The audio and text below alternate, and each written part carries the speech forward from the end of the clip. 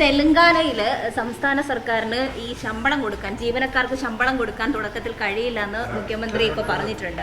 അപ്പം അതെന്ന് പറയുന്നത് കേന്ദ്ര സർക്കാർ ഈ എല്ലാ സംസ്ഥാനങ്ങളും കാണിക്കുന്ന ഒരു സാമ്പത്തിക വിഭജനം എന്നുള്ള രീതിക്ക് കണക്കാക്കാൻ പറ്റില്ല. ഇപ്പോൾ അവർക്ക് എനിക്ക് ആ വിവരങ്ങൾ എൻ്റെ ശ്രദ്ധയിലില്ല, എനിക്ക് അറിയാൻ വയ്യാതെ. നമസ്കാരം. ന്യൂസ് ആൻഡ് വ്യൂസ് ആരംഭിക്കുന്നു. കോൺഗ്രസുകാരുടെ മാതൃകാ നേതാവാണ് തെലങ്കാന മുഖ്യമന്ത്രി രേവന്ത് റെഡ്ഡി. രേവന്ത് റെഡ്ഡി ഇപ്പോൾ വാർത്തകളിൽ നിറയുന്നത് മറ്റൊന്നും കൊണ്ടല്ല, അദ്ദേഹത്തിൻ്റെ സർക്കാർ ജീവനക്കാരോടുള്ള പ്രസംഗം, അദ്ദേഹത്തിൻ്റെ പ്രസംഗം ഇപ്പോൾ വൈറലാണ്. DA അവകാശപ്പെട്ടതാണെങ്കിലും തൽക്കാലം മറക്കണം, കൂടാതെ 1-ാം തീയതി തന്നെ ശമ്പളം എന്ന പതിവ് തെറ്റാൻ പോകുന്നു. വ്യവസായ വിപ്ലവത്തിൻ്റെ ഈറ്റില്ലം എന്നൊക്കെ വീമ്പിളക്കുന്ന തെലങ്കാനയിലാണ് ഇങ്ങനെയൊക്കെ സംഭവിക്കുന്നത്. കിറ്റക് സാബു ഇപ്പോൾ കാണിച്ചു തരാമെന്ന് പറഞ്ഞ് കൊച്ചി വിട്ട് പറന്ന അതേ തെലങ്കാന.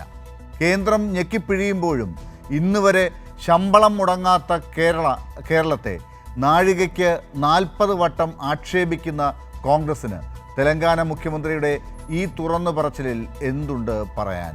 ഇത് തെലങ്കാനയിലെ മാത്രം കഥയല്ല എന്നാണ് ഇപ്പോൾ പുറത്തു വരുന്ന വാർത്തകൾ.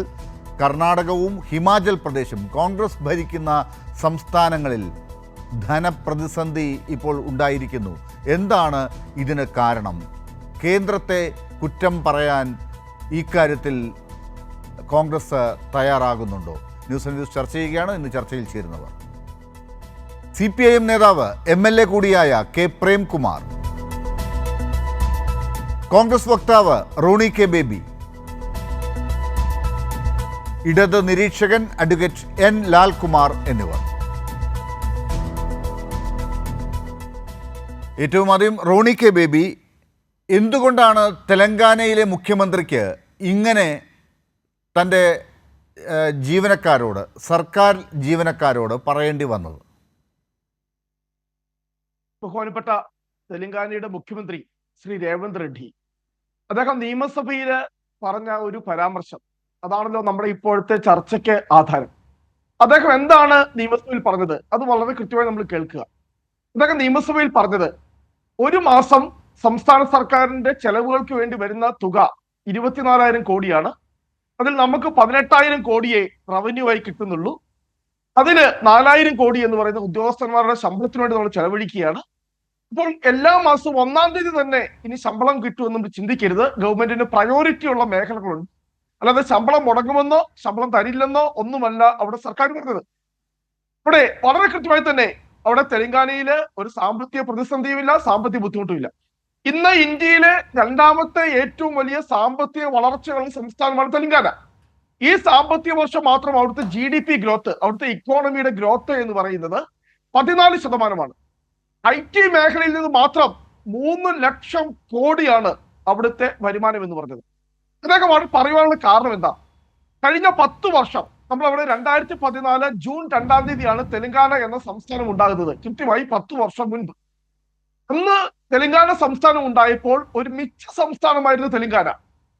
കൃത്യമായി തന്നെ ചെലവിനേക്കാൾ കൂടുതൽ വരുമാനമുള്ള ഒരു സംസ്ഥാനം. പക്ഷെ ഈ 10 വർഷം കൊണ്ട് അവിടെ ഭരിച്ച TRSന്റെ അല്ല BRSന്റെ സർക്കാർ, ചന്ദ്രശേഖർ റാവുവിന്റെ സർക്കാർ, അവിടെ കടമെടുത്ത് കൂട്ടി വലിയ ഭാരിച്ച പൊതു കടം ഇന്ന് ആ തെലങ്കാനയിൽ വന്ന് ബാധിച്ചിരിക്കുക.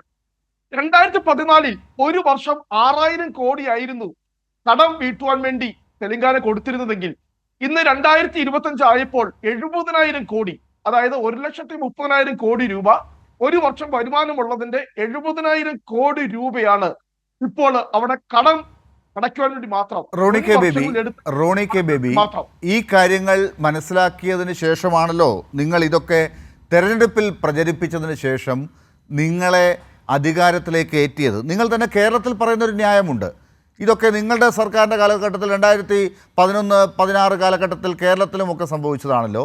അതൊക്കെ ഇല്ലാതാക്കാൻ വേണ്ടിയാണല്ലോ പിണറായി സർക്കാർ 2016 മുതൽ ഇവിടെ ജനങ്ങൾ അധികാരം ഏൽപ്പിച്ചത്. എന്നിട്ട് എന്തിന് എന്ന് ഇവിടെ ചോദിക്കുന്ന അതേ ചോദ്യം നിങ്ങളോടും ചോദിക്കേണ്ടി വരില്ലേ? ഇവിടെ തെലങ്കാന മുഖ്യമന്ത്രി രേവന്ത് റെഡ്ഡി അദ്ദേഹത്തിന് പ്രസംഗം തുടങ്ങിയത് തന്നെ ഞാൻ സത്യസന്ധമായി ചില കാര്യങ്ങൾ പറയാൻ വേണ്ടി ആഗ്രഹിക്കുന്നു. ട്രാൻസ്പെറൻസി അദ്ദേഹം ഉപയോഗിച്ച വാക്ക്. അദ്ദേഹത്തിന്റെ പ്രസംഗത്തിനിടയിൽ ഒരിക്കൽ പോലും കേന്ദ്ര സർക്കാർ വിവേചനം കാണിക്കുന്നെന്നോ സാമ്പത്തികമായി തെലങ്കാനയെ പിഴിയുന്നോ എന്നോ അദ്ദേഹം പറഞ്ഞിട്ടില്ല. അദ്ദേഹം പറഞ്ഞത് മുൻ സർക്കാർ ഉണ്ടാക്കി വെച്ച സാമ്പത്തിക ബാധ്യത കൃത്യമായി കളക്ടർ സൈഡിൽ തന്നെ അദ്ദേഹം പറഞ്ഞു. ഇവിടെ കേരളത്തിൽ എന്താ, ഇവിടെ കേരളത്തിൽ യാഥാർത്ഥ്യ ബോധത്തോടെ ഇവിടുത്തെ ഇടതുപക്ഷ സർക്കാർ തയ്യാറാകുന്നില്ല. ഞങ്ങളുടെ വിമർശനം വളരെ കൃത്യമാണ്. അത് കേരളത്തിലാണെങ്കിലും അല്ലെങ്കിൽ തെലങ്കാനയിലാണെങ്കിലും കോൺഗ്രസിന്റെ നിലപാട് വളരെ. അപ്പോൾ സത്യസന്ധമായി പറയുകയാണെങ്കിൽ താങ്കൾ ഈ പറഞ്ഞു വരുന്നതിൻ്റെ അർത്ഥം ഇത്രയേ ഉള്ളൂ. സത്യസന്ധമായി പറയുകയാണെങ്കിൽ കേന്ദ്ര സർക്കാരിനെ കുറ്റം പറയരുത്, മുൻപ് സംസ്ഥാനം ഭരിച്ച സർക്കാരിനെയാണ് കുറ്റം പറയേണ്ടത്. ഇതല്ലേ പറഞ്ഞു വരുന്നത്? അല്ല അല്ല അല്ല ഇല്ല, എന്നെ അങ്ങ് പൂർത്തീകരിക്കാൻ വേണ്ടി അനുവദിക്കുക. ഞാൻ കൃത്യമായി പറയാം. 2016 വരെ കേരളത്തിന്റെ അവസ്ഥ എന്തായിരുന്നു? ഉമ്മൻചാണ്ടി സർക്കാർ ഇറങ്ങി പോകുമ്പോൾ കേരളത്തിലെ പൊതുകടം എന്ന് പറയുന്നത് 1,68,000 ആയിരുന്നു, 68,000 കോടിയായിരുന്നു. അത് 9 വർഷം കൊണ്ട് 3 ഇരട്ടിയായി വർദ്ധിച്ചിരിക്കുന്നു. അല്ല, പക്ഷേ ഇവിടെ ശമ്പളം 1-ാം തീയതി കൊടുക്കാൻ പറ്റില്ല എന്ന് ഇവിടുത്തെ ധനമന്ത്രി പറഞ്ഞിട്ടില്ല, ഇവിടുത്തെ മുഖ്യമന്ത്രി പറഞ്ഞിട്ടില്ല. ഇവിടെ ഈ പറഞ്ഞതുപോലെയുള്ള പ്രതിസന്ധി DA അങ്ങനെ ഈ പറഞ്ഞ പ്രശ്നം കൊണ്ട് കൊടുക്കുന്നില്ല എന്ന് പറഞ്ഞിട്ടില്ല. കേന്ദ്ര സർക്കാർ കേരളത്തിന് തരേണ്ട വിഹിതം കൊടുക്കുന്നില്ല എന്നുള്ളത് കണക്ക് പ്രകാരം ഇവിടെ കൃത്യമായി പറഞ്ഞിട്ടുമുണ്ട്.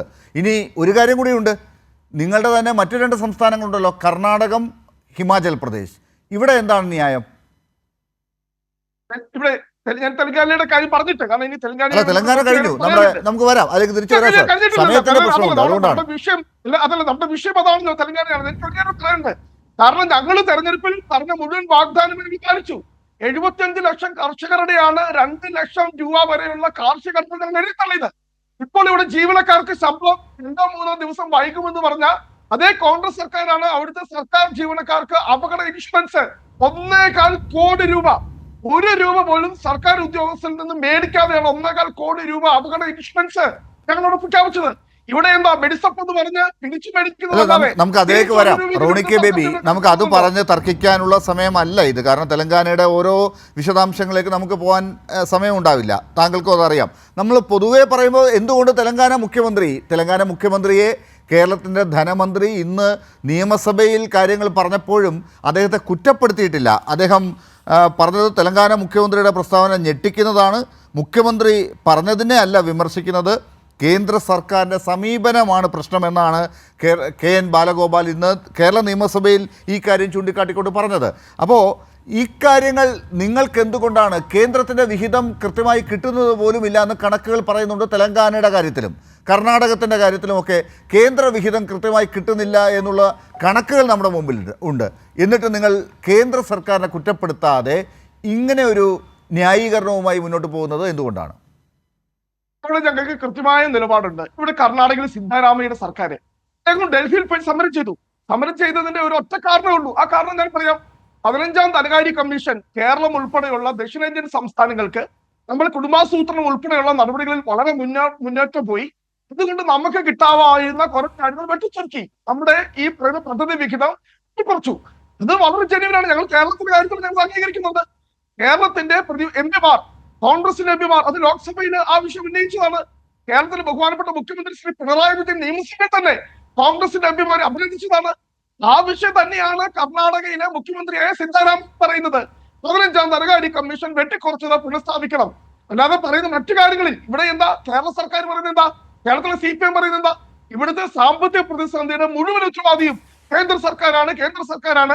ഇവിടെ ഞങ്ങളുടെ ദൂർത്തോ ഞങ്ങളുടെ ധനകാര്യസ്ഥിതിയോ ഞങ്ങളുടെ ഫിനാൻഷ്യൽ മിസ്മാനേജ്മെന്റോ അതൊന്നും കാരണമല്ല. ഞങ്ങൾ പറഞ്ഞെന്താ, നിങ്ങൾ 5 വിരലുകൾ കേന്ദ്ര സർക്കാർ നേരെ അല്ല പറയുന്നതിലല്ലോ റോണി കെ ബേബി, പറയുന്ന കാര്യത്തിലല്ല, കേന്ദ്ര സർക്കാരിൽ നിന്ന് നമുക്ക് കിട്ടേണ്ട കാര്യങ്ങൾ വാങ്ങിച്ചെടുക്കണ്ടേ? ആ കാര്യം കിട്ടാതെ പിന്നെ എന്ത് ന്യായവും പറഞ്ഞിട്ട് കാര്യമില്ലല്ലോ. അത് വാങ്ങിച്ചെടുത്തതിന് ശേഷമാണ് നിങ്ങൾ ഈ പറയുന്ന മറ്റു പ്രശ്നങ്ങളെങ്കിൽ കുഴപ്പമില്ല. പക്ഷേ ഇന്നിപ്പോൾ നിങ്ങൾ പ്രതിപക്ഷത്തിരുന്നു കൊണ്ട് ഈ രീതിയിലൊക്കെ പറഞ്ഞു കൂട്ടുന്ന കാര്യങ്ങൾ കൂടി കേന്ദ്ര സർക്കാർ ഒരു നല്ല ഒരു സഹായമായിട്ടാണ്, ഒരു ഊന്നായിട്ടാണ് എടുക്കുന്നത് കേരളത്തിനെ സഹായിക്കാതിരിക്കാൻ.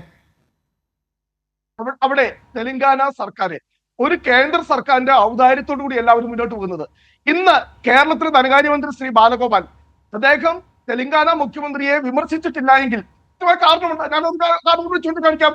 91 പൊതുമേഖലാ സ്ഥാപനങ്ങളാണ് നേരത്തെ അവിഭക്ത ആന്ധ്രാപ്രദേശിൽ ഉണ്ടായിരുന്നത്. 1.5 ലക്ഷം കോടിയാണ് ഈ 91 പൊതുമേഖലാ സ്ഥാപനങ്ങളുടെ ആസ്തി. പക്ഷെ എന്ത് ചെയ്തു, ആന്ധ്രയും തെലങ്കാനയും തമ്മിൽ തർക്കമുണ്ടായി. ആന്ധ്രാപ്രദേശ് സുപ്രീം കോടതിയിൽ കേസ് കൊടുത്തിരിക്കുക. ഈ 91 പൊതുമേഖലാ സ്ഥാപനങ്ങളിൽ നിന്ന് ഒരു വരുമാനം പോലും ഇത് തെലങ്കാനയ്ക്ക് കിട്ടുന്നില്ല, ആന്ധ്രാപ്രദേശിന് കിട്ടുന്നില്ല. എന്നിട്ടും ഇന്ത്യയിലെ രണ്ടാമത്തെ ഏറ്റവും സാമ്പത്തിക വളർച്ച നേടിയ സംസ്ഥാനമായി തെലങ്കാന മാറി. പക്ഷെ അത്രയും സാമ്പത്തിക വളർച്ച നേടിയ ഒരു സംസ്ഥാനം എന്താണോ ജനങ്ങൾക്ക് അല്ലെങ്കിൽ വ്യവസായികൾക്ക് മറ്റ് ഉപഭോക്താക്കൾക്ക് നൽകേണ്ടത് ആ കാര്യങ്ങളല്ല ഇപ്പോൾ നൽകിക്കൊണ്ടിരിക്കുന്നത്. അതിന് കാരണം മുൻ സർക്കാരിനെ കോൺഗ്രസ് ഇപ്പോൾ ഈ ചർച്ചയിലൊക്കെ ഇതുപോലെ കുറ്റപ്പെടുത്തുന്നുണ്ട്. അതുമാത്രം മതിയോ? കർണാടകത്തിൽ അങ്ങനെയാണെങ്കിൽ മുൻ BJP സർക്കാരിനെയും അതിനു മുമ്പ് കോൺഗ്രസും BJP തന്നെയാണല്ലോ പല ഘട്ടങ്ങളായി അവിടെയും ഒക്കെ ഹിമാചലിലും ഒക്കെ ഉണ്ടായിട്ടുള്ളത്. അപ്പോൾ അവിടെയൊക്കെ ഈ മുൻ സർക്കാരുകളെ തന്നെ പറഞ്ഞുകൊണ്ടിരുന്നാൽ മതിയോ? കേന്ദ്ര സർക്കാർ കൃത്യമായി വിഹിതം കൊടുക്കാത്തത് ഇപ്പോഴും ഒരു പ്രശ്നമല്ലേ എന്നുള്ളതാണ് അറിയേണ്ടത്. ഞാൻ വരാം. ശ്രീ K. പ്രേംകുമാർ, ഇപ്പോൾ ശ്രീ റോണി കെ ബേബി, കോൺഗ്രസ് ഇപ്പോൾ പറഞ്ഞുകൊണ്ടിരിക്കുന്ന ഈ ന്യായീകരണങ്ങൾ എത്രമാത്രം ഇക്കാര്യത്തിൽ അംഗീകരിക്കാൻ CPM-നാകുന്നുണ്ട്?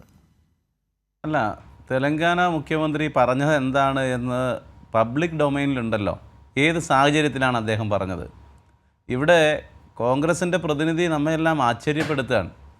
അദ്ദേഹം ഇവിടെ ചർച്ചയുടെ ഭാഗമായിട്ട് സൂചിപ്പിക്കുന്ന ഏറ്റവും പ്രധാനപ്പെട്ട ഒരു കാര്യം, തൊട്ടു മുമ്പുള്ള തെലങ്കാന സംസ്ഥാന ഗവൺമെൻറ്റിൻ്റെ പിടിപ്പുകൊണ്ട് മാത്രമാണ് BJP ഗവൺമെൻറ്റിനെതിരെ ഈ ഏതാണ്ട് 10 മിനിറ്റ് സമയമെടുത്തിട്ടും ഒരക്ഷരം പറയാൻ അദ്ദേഹം തയ്യാറാവുന്നില്ല. അത് യഥാർത്ഥത്തിൽ യാഥാർത്ഥ്യങ്ങൾക്ക് നേരെ കണ്ണടയ്ക്കുന്ന, ബോധപൂർവം കണ്ണടയ്ക്കുന്ന സമീപനമാണ്. എന്താണ് യഥാർത്ഥത്തിൽ ഇന്ന് സംസ്ഥാനങ്ങൾ അഭിമുഖീകരിക്കുന്ന പ്രശ്നം? സംസ്ഥാനങ്ങളുടെ സാമ്പത്തിക പ്രതിസന്ധിയുടെ പൊതുവായ കാരണം എന്താണ്? അതിനെ സംബന്ധിച്ച് ദേശീയ പാർട്ടി എന്ന നിലയിൽ കോൺഗ്രസിൻ്റെ നിലപാട് എന്താണ്? ആ നിലപാട് യഥാർത്ഥത്തിൽ ഈ സന്ദർഭത്തിൽ വ്യക്തമാക്കുകയും വിശദീകരിക്കുകയും അല്ലേ വേണ്ടത്? രാജ്യത്ത് അധികാരത്തിലിരിക്കുന്ന മോദി ഗവൺമെൻറ് അമിതാധികാര പ്രവണത പല സന്ദർഭത്തിലും കൃത്യമായി പുറത്തെടുത്തിട്ടുണ്ട്. എല്ലാ അധികാരങ്ങളും തങ്ങളിലേക്ക് കേന്ദ്രീകരിപ്പിക്കുന്നതിന് വേണ്ടിയിട്ടുള്ള വലിയ പരിശ്രമം നടത്തിയിട്ടുണ്ട്. രാജ്യത്തിൻ്റെ ഭരണഘടനയുടെ പ്രിയാമ്പിളിൽ ആമുഖത്തിൽ സൂചിപ്പിച്ചിട്ടുള്ള ഏറ്റവും പ്രധാനപ്പെട്ട ഫെഡറൽ തത്വങ്ങളെ പരസ്യമായി ലംഘിക്കുന്ന സമീപനം തുടർച്ചയായി സ്വീകരിച്ചു വരികയാണ്. ഏറ്റവും മികച്ച നിലയിൽ രാജ്യത്ത് എല്ലാ വിഭാഗം ആളുകളെയും ചേർത്ത് നിർത്തിക്കൊണ്ടുള്ള വികസനത്തിന് വേണ്ടി നേതൃത്വം നൽകുന്ന ഒരു ഗവൺമെൻറ് അതിന് സഹായകരമായിട്ടുള്ളൊരു അന്തരീക്ഷം സൃഷ്ടിക്കുന്നതിന് ബോധപൂർവ്വം നേതൃത്വം നൽകേണ്ടതുണ്ട്. അത് ചെയ്യുന്നില്ല. സംസ്ഥാനങ്ങൾക്ക് നൽകേണ്ട വിഹിതം, ഇവിടെ ഇപ്പോൾ ധനകാര്യ കമ്മീഷൻ്റെ കാര്യം പറഞ്ഞല്ലോ. ധനകാര്യ കമ്മീഷൻ്റെ നിലവിലുള്ള നിർദ്ദേശപ്രകാരം എങ്ങനെയാണ് സംസ്ഥാനങ്ങൾക്ക് അവകാശപ്പെട്ട വിഹിതം കൈമാറേണ്ടത്? അത് ട്രാൻസ്ഫറാണ്, അല്ലാതെ ഔദാര്യമല്ല. സംസ്ഥാനങ്ങൾക്ക് യൂണിയൻ ഗവൺമെൻറ് കൈമാറേണ്ടത് രാജ്യത്തെ ഗവൺമെൻറ് വിവിധ സംസ്ഥാനങ്ങളിൽ നിന്നായി പിരിച്ചെടുക്കുന്ന നികുതിയുടെ 42%. ആ അടിസ്ഥാന തത്വത്തിൽ നിന്ന് എത്രമാത്രം രാജ്യത്തെ ഗവൺമെൻറ് വ്യതിചലിക്കുന്നു എന്നുള്ളതാണല്ലോ പ്രത്യേകത. അതാണല്ലോ പരിശോധിക്കേണ്ടത്. അങ്ങനെ സംസ്ഥാനങ്ങളുടെ അധികാരം പല തലത്തിൽ കവർന്നെടുത്തു. കേരളത്തിൻ്റെ അനുഭവം വെച്ച് പറയാം. ഇപ്പോൾ സഹകരണ മേഖല സുപ്രീം കോടതിയുടെ ഒരു ഇടപെടലിൻ്റെ ഭാഗമായിട്ടാണല്ലോ അതിപ്പോൾ തൽക്കാലം രാജ്യത്തെ ഗവൺമെൻറ്റിന് BJP NDA ഗവൺമെൻറ്റിന് അവിടെ തൊടാൻ കഴിയാതെ നിൽക്കുന്നത് കൊണ്ടല്ലേ? സുപ്രീം കോടതിയുടെ ഇടപെടലിൻ്റെ ഭാഗമായിട്ടല്ലേ? അപ്പോൾ പൂർണ്ണമായും സംസ്ഥാനങ്ങളുടെ വിഷയമായിട്ടുള്ള യൂണിയൻ ലിസ്റ്റിലും കൺകറൻറ്റ് ലിസ്റ്റിലും സ്റ്റേറ്റ് ലിസ്റ്റിലുമുള്ള കൃത്യമായ വ്യക്തമായ അടയാളപ്പെടുത്തലും വേർതിരിവുമുള്ള വിഷയത്തിൽ സംസ്ഥാനത്തിൻ്റെ വിഷയത്തിൽ യൂണിയൻ ഗവൺമെൻറ് ഏകപക്ഷീയമായിട്ട് ഇടപെടുകയാണ്. അതിനുള്ള വലിയ പരിശ്രമം നടത്തുകയാണ്. രേവന്ത് റെഡ്ഡി പറഞ്ഞത് എന്താണ്? Revanth Reddy admitted that the state is going through A financial crisis and therefore it is difficult for the government to pay the salaries of the government employees on the 1st of every month. അവിടെ നിർത്തുന്നില്ല. Reddy appealed to the government employees not to insist on receiving DA due to the poor financial situation of the state. വളരെ വളരെ കൃത്യമാണ്. അപ്പോൾ എല്ലാ മാസവും 1-ാം തീയതി ശമ്പളം കിട്ടുമെന്ന് കരുതണ്ട. ഞങ്ങൾ ജനങ്ങളോട്, രാജ്യത്തെ സംസ്ഥാനത്തെ സർക്കാർ ജീവനക്കാരോട് അഭ്യർത്ഥിക്കുകയാണ്, അപേക്ഷിക്കുകയാണ്. ഗവൺമെൻറ് ഇപ്പോൾ സാമ്പത്തിക പ്രതിസന്ധിയിലാണ്. ഇത്തരം ഒരു സന്ദർഭത്തിൽ നിങ്ങൾ DA ഒന്നും ചോദിക്കരുത് എന്ന് പറയുന്ന നിലയിലേക്ക് കോൺഗ്രസിൻ്റെ ഒരു ഗവൺമെൻറ്, അതിൻ്റെ നേതൃത്വം, അതിൻ്റെ മുഖ്യമന്ത്രി എത്തിയിരിക്കാൻ. ഞാനിത് ശ്രീ രേവന്ത് റെഡ്ഡിയെ ആക്ഷേപിക്കാനോ അപമാനിക്കാനോ വേണ്ടി പറഞ്ഞതല്ല. വസ്തുതകൾക്ക് നേരെ, യാഥാർത്ഥ്യങ്ങൾക്ക് നേരെ കേരളത്തിലെ കോൺഗ്രസ് കണ്ണു തുറക്കണം. വളരെ പ്രാദേശികമായിട്ടുള്ള ഇടതുപക്ഷ വിരുദ്ധത കൊണ്ട് കേരളത്തിൽ CPIM-ന് നേരെ, ഇടതുപക്ഷ ജനാധിപത്യ മുന്നണി ഗവൺമെൻറ്റിന് നേരെ ഗവൺമെൻറ് അനുഭവിക്കുന്ന സാമ്പത്തികമായ കേന്ദ്ര സർക്കാരിൻ്റെ നയം കൊണ്ടുള്ള ഞെരുക്കത്തെ കണ്ടില്ല എന്ന് നിങ്ങൾ നടിക്കരുത്. അപ്പോൾ നിങ്ങൾ തെലങ്കാനയിലുള്ള നിങ്ങളുടെ നയം എന്താണ്? അവിടുത്തെ മുഖ്യമന്ത്രിയുടെ നിലപാട് എന്താണ്? ആ ഒരു കൃത്യമായ ഒരു ദേശീയമായ കാഴ്ചപ്പാടിൻ്റെയെങ്കിലും ഭാഗമായി ഇനിയെങ്കിലും രേവന്ത് റെഡ്ഡി കണ്ണു തുറന്നിട്ടും കേരളത്തിലെ കോൺഗ്രസ് എന്തുകൊണ്ട് കണ്ണു തുറക്കുന്നില്ല എന്നതാണ് യഥാർത്ഥത്തിൽ ഇന്നത്തെ ഈ ഡിബേറ്റിൻ്റെ കാതൽ. എന്നാൽ അതിനെ വീണ്ടും കണ്ണടച്ചിരുട്ടാക്കുന്ന സമീപനം ഇവിടെ കോൺഗ്രസിൻ്റെ പ്രതിനിധി സ്വീകരിക്കുകയാണ്. ഞാൻ ഓരോ മേഖലയായിട്ട് ഓരോന്നായി എടുത്തു പറയല്ല. ഏതെല്ലാം സന്ദർഭത്തിൽ എത്രയെല്ലാം നമ്മുടെ സംസ്ഥാനത്തിൻ്റെ അവകാശങ്ങൾ കവർന്നെടുത്തു. ഇപ്പോൾ 1,12,000 കോടി രൂപയാണ് ഈ ഒരൊറ്റ ബജറ്റിൽ സംസ്ഥാനങ്ങൾക്ക് നൽകേണ്ട വീതത്തിൽ വെട്ടിക്കുറവ് വരുത്തിയത്. രാജ്യത്താകെയാണ് 1,12,000 കോടി രൂപ എന്ന് പറഞ്ഞാൽ ചെറിയ സംഖ്യയാണോ? അതോടൊപ്പം വരുന്നൊരു വാർത്ത, ഇപ്പോൾ അല്പം മുമ്പ് പുറത്തു വന്നൊരു വാർത്ത, രാജ്യത്ത് ഗവൺമെൻറ് കോർപ്പറേറ്റുകൾക്ക് നൽകിയിട്ടുള്ള സൗജന്യത്തെ സംബന്ധിച്ചാണ്. 82.6 ലക്ഷം കോടി രൂപയാണ് 10 വർഷം കൊണ്ട് കോർപ്പറേറ്റുകൾക്ക് കിട്ടാക്കടമായി കോർപ്പറേറ്റുകൾ തരാനുള്ളതെന്നാണ്. അപ്പോൾ കോർപ്പറേറ്റുകളിൽ നിന്നുള്ള കിട്ടാക്കടം 82.6 ലക്ഷം കോടി രൂപ, ചെറിയ സംഖ്യയല്ല. ആ സംഖ്യ പിരിച്ചെടുക്കാൻ രാജ്യത്തെ ഗവൺമെൻറ്റിന് താല്പര്യമില്ല. ആരുടെ താല്പര്യമാണ് രാജ്യത്തെ ഗവൺമെൻറ് സംരക്ഷിക്കുന്നത്? ഏതൊക്കെ കോർപ്പറേറ്റുകളാണെന്ന് പറയാൻ പോലും ഇതുവരെ തയ്യാറായിട്ടില്ല. അതെ, ഒരു വാക്ക് പറയാൻ തയ്യാറാവുന്നില്ല എന്നുള്ളതാണ് ഏറ്റവും ആശങ്കപ്പെടുത്തുന്ന, അത്ഭുതപ്പെടുത്തുന്ന കാര്യം. കേരളത്തിൽ ഈ യൂണിയൻ ട്രാൻസ്ഫറിൻ്റെ ഭാഗമായിട്ട് 42% കിട്ടേണ്ടതിന് കേരളത്തിന് കിട്ടിയത് 27.3%. കേന്ദ്രാവിഷ്കൃത പദ്ധതിയിൽ മാത്രം 90,000 കോടി രൂപയുടെ കുറവാണ് ഈ കഴിഞ്ഞ ബജറ്റിൽ.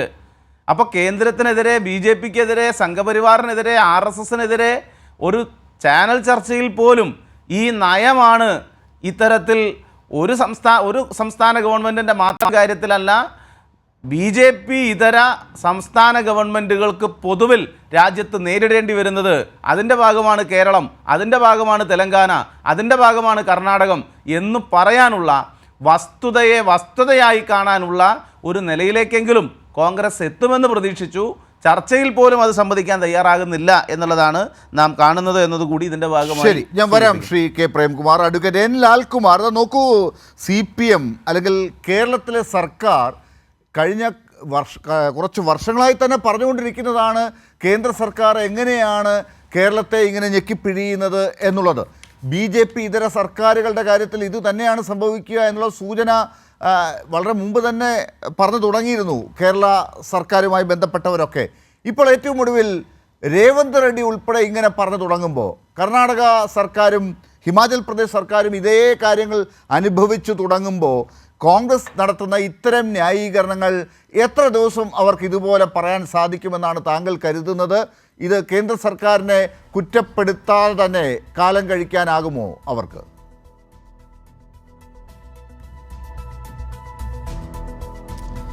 നോക്കൂ, ഈ വിഷയത്തിൻ്റെ ഗൗരവത്തിലേക്ക് വരുന്നതിന് മുമ്പ് കേരളത്തിലെ മുൻ പ്രതിപക്ഷ നേതാവായിരുന്ന രമേശ് ചെന്നിത്തലയുടെ കൈരളിയുടെ റിപ്പോർട്ടറോടുള്ള ആ പ്രതികരണമാണ് ഞാൻ ആലോചിക്കുന്നത്.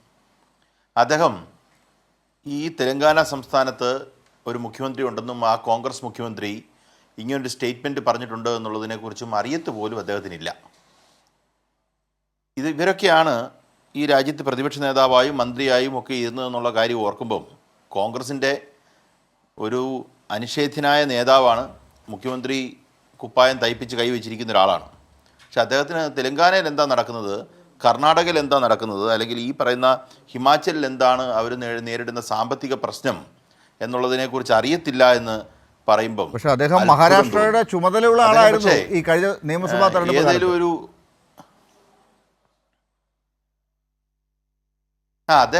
അദ്ദേഹത്തിന് സമയം കിട്ടുന്നില്ല.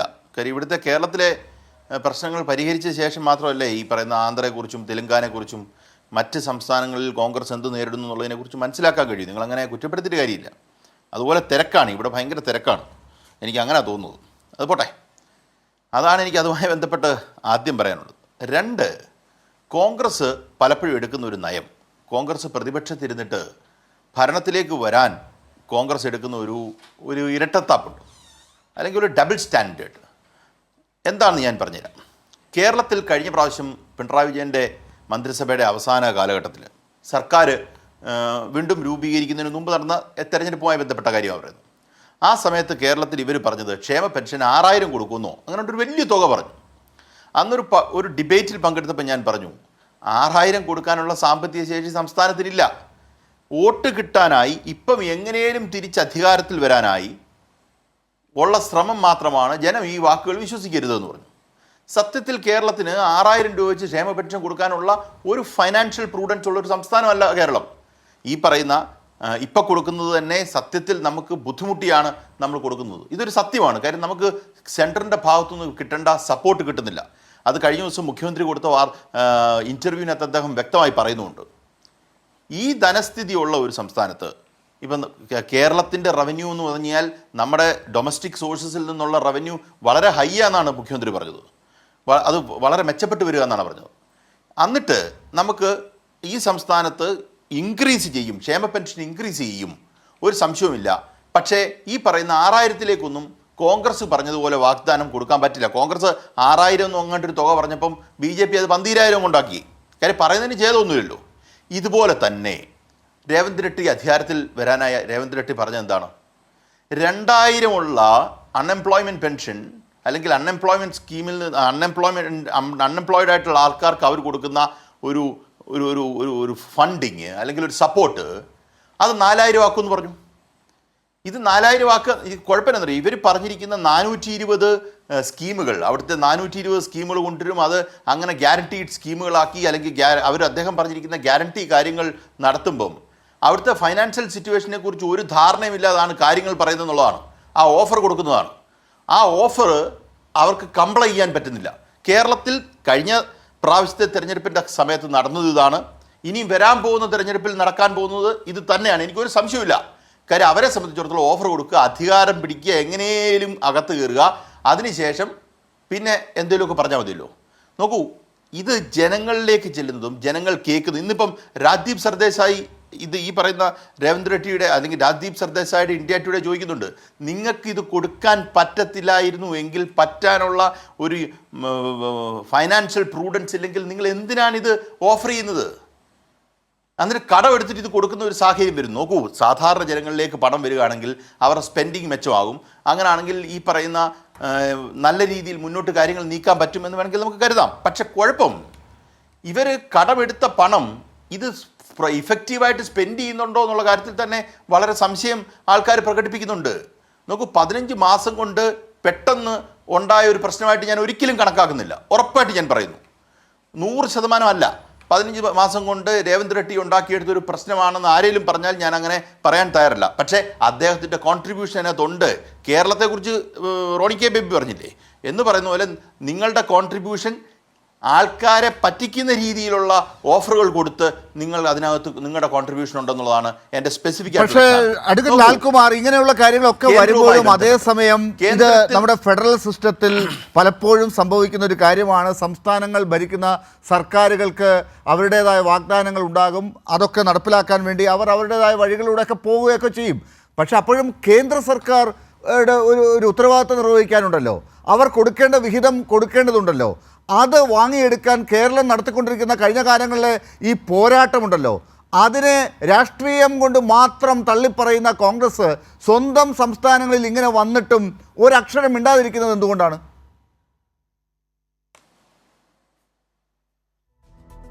അത് പറയാൻ പറ്റുമോ? അവരെ സംബന്ധിച്ചിടത്തോളം ഇവിടെ ഇരട്ടത്താപ്പ് കാണിച്ചുകൊണ്ടിരിക്കുകയല്ലേ. ഇവിടെ മൊത്തം പിണറായി വിജയൻ എന്ന് പറയുന്ന മനുഷ്യൻ്റെ പ്രശ്നമോ അല്ലെങ്കിൽ കമ്മ്യൂണിസ്റ്റ് മന്ത്രിസഭയുടെ പ്രശ്നമാണെന്ന് പറയുന്നവർക്ക് അവിടുത്തെ പ്രശ്നം അതുപോലെ സമ്മതിക്കണ്ടേ? നോക്കൂ, ഇതാണ് ഇവിടുത്തെ ഏറ്റവും വലിയൊരു പ്രശ്നം. ഞാൻ പറഞ്ഞുതരാം. ഞാൻ പറഞ്ഞു വന്ന് ഞാൻ ഈ പറയുന്ന ഫോൾസ് പ്രോമിസ് കൊടുക്കുന്നതിനെ കുറിച്ചാണ് ഞാൻ പറയാൻ ശ്രമിച്ചത്. അതല്ലാതെ രേവന്ത് റെഡ്ഡി എന്ന് പറയുന്ന ഒരാൾ ഫിനാൻഷ്യൽ പ്രൂഡൻസ് ഇല്ലാതെ മൊത്തത്തിൽ ഇടപെട്ടു എന്നുള്ളതല്ല ഞാൻ പറയുന്നത്.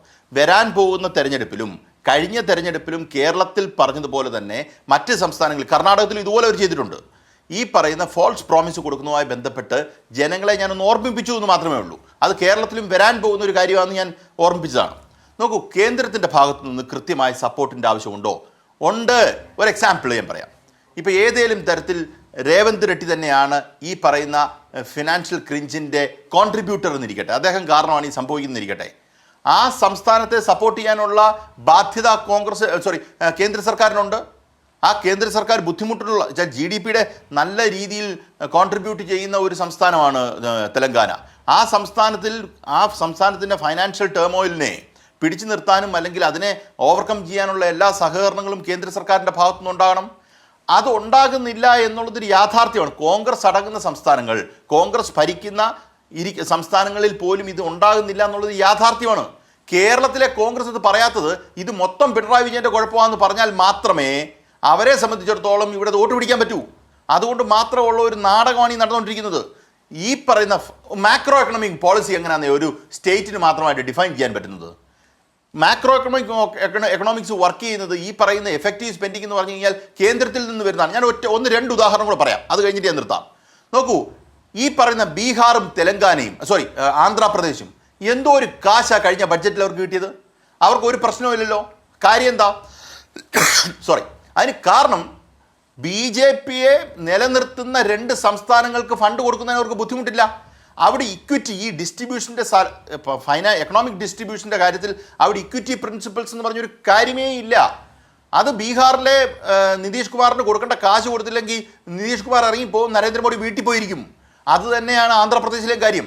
ഈ പറയുന്ന ഇക്വിറ്റി പ്രിൻസിപ്പിൾസ് ഫോളോ ചെയ്യാതെ യഥാർത്ഥത്തിൽ മറ്റ് സംസ്ഥാനങ്ങളെ ഞെരിക്കുന്നുണ്ട്. കർണാടകത്തെ, ഹിമാചലിനെ, ഈ പറയുന്ന തെലങ്കാനയെ യഥാർത്ഥത്തിൽ അവർ നേരിടുന്ന പ്രശ്നം കേന്ദ്രത്തിൽ നിന്നുള്ളതാണ്.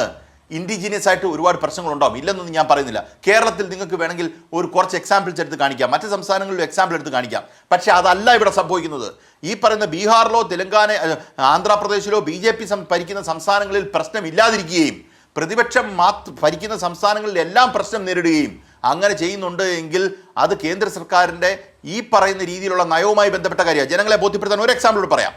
നോക്കൂ, നമ്മളുടെ ജീവിതത്തിൽ നമ്മളിപ്പം 10 വർഷമായല്ലോ ജീവിക്കാൻ തുടങ്ങിയിട്ട്. ഈ പറയുന്ന ജീവിതത്തിൽ ഇതുവരെ കണ്ടിട്ടില്ലാത്ത രീതിയിലുള്ളൊരു ലാൻഡ് സ്ലൈഡാണ് നമ്മൾ വയനാട് കണ്ടത്, അല്ലേ? 1 രൂപ തന്നോ? പ്രധാനമന്ത്രി വരുന്നു, ഫോട്ടോ എടുക്കുന്നു, തിരിച്ചു പോകുന്നു. അതല്ലേ സംഭവിച്ചത്? ഒരൊറ്റ രൂപ ഇത്രയും നാൾ കഴിഞ്ഞ ശേഷവും തന്നിട്ടില്ല.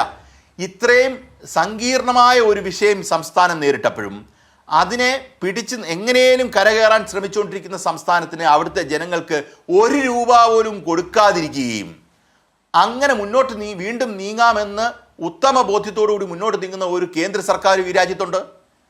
അതാ മനസ്സിലാക്കേണ്ടത്. അപ്പം ഒരു സംസ്ഥാനം ഏറ്റവും ബുദ്ധിമുട്ടുണ്ടായ സമയത്ത് പ്രധാനമന്ത്രി പോലും ഇത് ഭയങ്കരമായ ബുദ്ധിമുട്ട് നേരിട്ടൊരു വിഷയമാണെന്ന് മനസ്സിലാക്കിക്കൊണ്ട് സന്ദർശിച്ച ചേട്ടവും അതിന് നമുക്ക് പണം തരുന്നില്ല എങ്കിൽ സാധാരണ വിഷയങ്ങളിൽ ഇവരുടെ നിലപാട് എന്തായിരിക്കും? സാധാരണ വിഷയങ്ങളിൽ എന്തായിരിക്കും ഇവരുടെ നിലപാട്? അത്ര മോശമാണ് ഇവിടുത്തെ നിലപാട്. ഇത് ബാലഗോപാലിനെ നോക്കിയോ അല്ലെങ്കിൽ പിണറായി വിജയനെ നോക്കിയിട്ട് ഇവരിങ്ങനെ ചെയ്തോ എന്ന് ചോദിച്ചു കഴിഞ്ഞാൽ അങ്ങനെ ചെയ്യാൻ പറ്റുന്ന ഒരു സാഹചര്യമല്ല. നിങ്ങൾക്ക് കയ്യിലിരിക്കുന്ന പണം എന്ന് പറയുന്നത് അവിടുന്ന് വരുന്നതും കൂടെ ചേർന്നാണ്.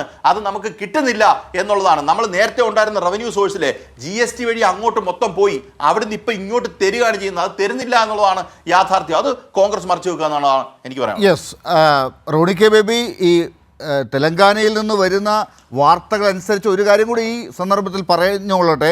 ഈ ആശാ വർക്കർമാർക്ക് അവിടെ ഓണറേറിയം മുടങ്ങിയിരിക്കുകയാണ്. അതുകൂടി നമ്മളിപ്പോൾ ഈ സന്ദർഭത്തിൽ പറയണമല്ലോ. കോൺഗ്രസ് ഭരിക്കുന്ന ഒരു സംസ്ഥാനത്ത് ഇത് സംഭവിച്ചിരിക്കുകയാണ്. താങ്കൾക്കത് അറിവുള്ള കാര്യമാണെന്ന് ഞാൻ മനസ്സിലാക്കുന്നു.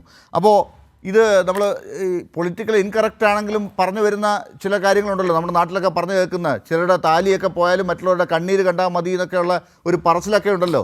പിണറായി വിജയൻ അടി കിട്ടിയാൽ മതി എന്ന് മാത്രമേ ഇന്ത്യയിൽ ഈ കോൺഗ്രസ് പാർട്ടിക്ക് ഉള്ളോ?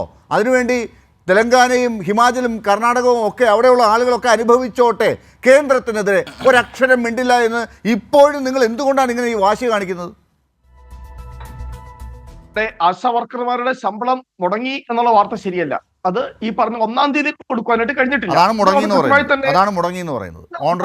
മുടങ്ങി അല്ല, ഇത് കുടിശ്ശിയാകുമ്പോഴാണല്ലോ ഇത്ര മാസങ്ങളിൽ. അതുകൊണ്ടാണല്ലോ ഇവിടെ ക്ഷേമ പെൻഷൻ കുടിശ്ശിയാകുന്നത്. അതുപോലെ തന്നെ അവിടെ 1-ാം തീയതി കൊടുക്കുന്നത് ചിലപ്പോൾ 3-ാം തീയതി 4-ാം തീയതി ആകും. അതാണ് ഇതുവരെ കൊടുത്തിട്ടില്ല ഈ മാസത്ത് ഒന്നുമല്ല. എല്ലാ മാസവും 1-ാം തീയതി തന്നെ കിട്ടും എന്ന് പ്രതീക്ഷിക്കരുത്. അത് കൃത്യമായി തന്നെ അതിന് കാരണം പറഞ്ഞു. ഇവിടെ CPM ആഗ്രഹിക്കുന്ന ഒരു നരേറ്റീവ് കാര്യത്തിൽ പറയാൻ വേണ്ടി കോൺഗ്രസ് ആഗ്രഹിക്കുന്നില്ല. എല്ലാം കേന്ദ്ര സർക്കാരിന്റെ നിവേദനമാണ്. ഞങ്ങൾ യാഥാർത്ഥ്യ ബോധത്തോടെ തന്നെയാ ഇവിടെ പറഞ്ഞു. ഇവിടെ ബഹുമാനപ്പെട്ട CPM-ന്റെ MLA ബഹുമാനപ്പെട്ട ശ്രീ പ്രേംകുമാർ പറഞ്ഞു, ഇവിടെ കോൺഗ്രസ് ഒരുപാട് വാഗ്ദാനം പെരുമഴ നടത്തി, എല്ലാം വാരിക്കോരി കൊടുത്തു. നമ്മൾ യാഥാർത്ഥ്യങ്ങൾ മനസ്സിലാകാതെ ഞങ്ങൾ സംസാരിക്കരുത്. അവിടെ കോൺഗ്രസിന് കിട്ടിയ 60 സീറ്റിൽ 57 സീറ്റ് എന്ന് പറയുന്നത് ഗ്രാമീണ മേഖലയിൽ നിന്നാ. കാരണം എന്താ? ചന്ദ്രശേഖർ റാവു സർക്കാർ ഗ്രാമീണ മേഖലയെ വല്ലാണ്ട് രീതിയിൽ അവഗണിച്ചു. കർഷക ആത്മഹത്യകൾ മഹാരാഷ്ട്ര കഴിഞ്ഞാൽ ഏറ്റവും അധികം കർഷക ആത്മഹത്യകളുള്ള സ്ഥലമായി വാറങ്കൽ ഉൾപ്പെടെയുള്ള തെലങ്കാനയുടെ പ്രദേശങ്ങൾ മാറി. അപ്പോൾ വളരെ കൃത്യമായി ഞങ്ങൾ നൽകിയ വാഗ്ദാനമായിരുന്നു ഈ കർഷകരുടെ കാർഷിക കടങ്ങൾ എഴുതി തന്നു. ഞങ്ങൾ അധികാരത്തിൽ വന്നു, കാർഷിക കടങ്ങൾ എഴുതി തള്ളി.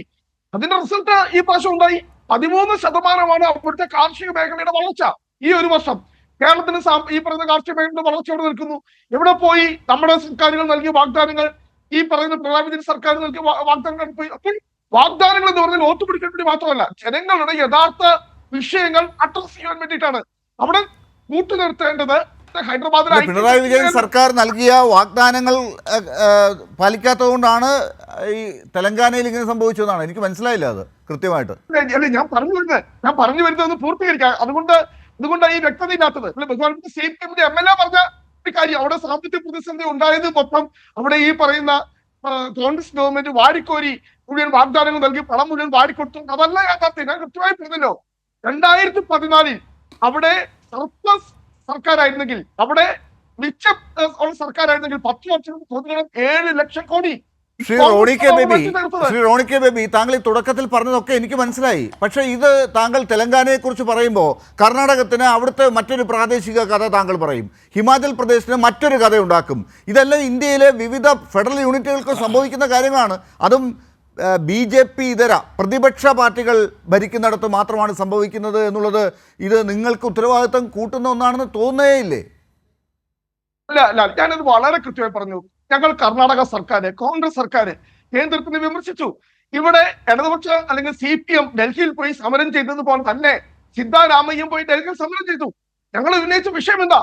ഞങ്ങൾ ഉന്നയിച്ച വിഷയം എന്ന് പറയുന്നത് ഞാനിവിടെ നേരത്തെ ചൂണ്ടിക്കാണിച്ചതുപോലെ 15ാം ധനകാര്യ കമ്മീഷൻ നമ്മുടെ കേന്ദ്ര പദ്ധതി വിഹിതത്തിലുണ്ടായ വെട്ടിക്കുറവ് കേരളത്തിന്റെ കാര്യത്തിൽ ഞങ്ങൾ അംഗീകരിക്കുന്നതേ.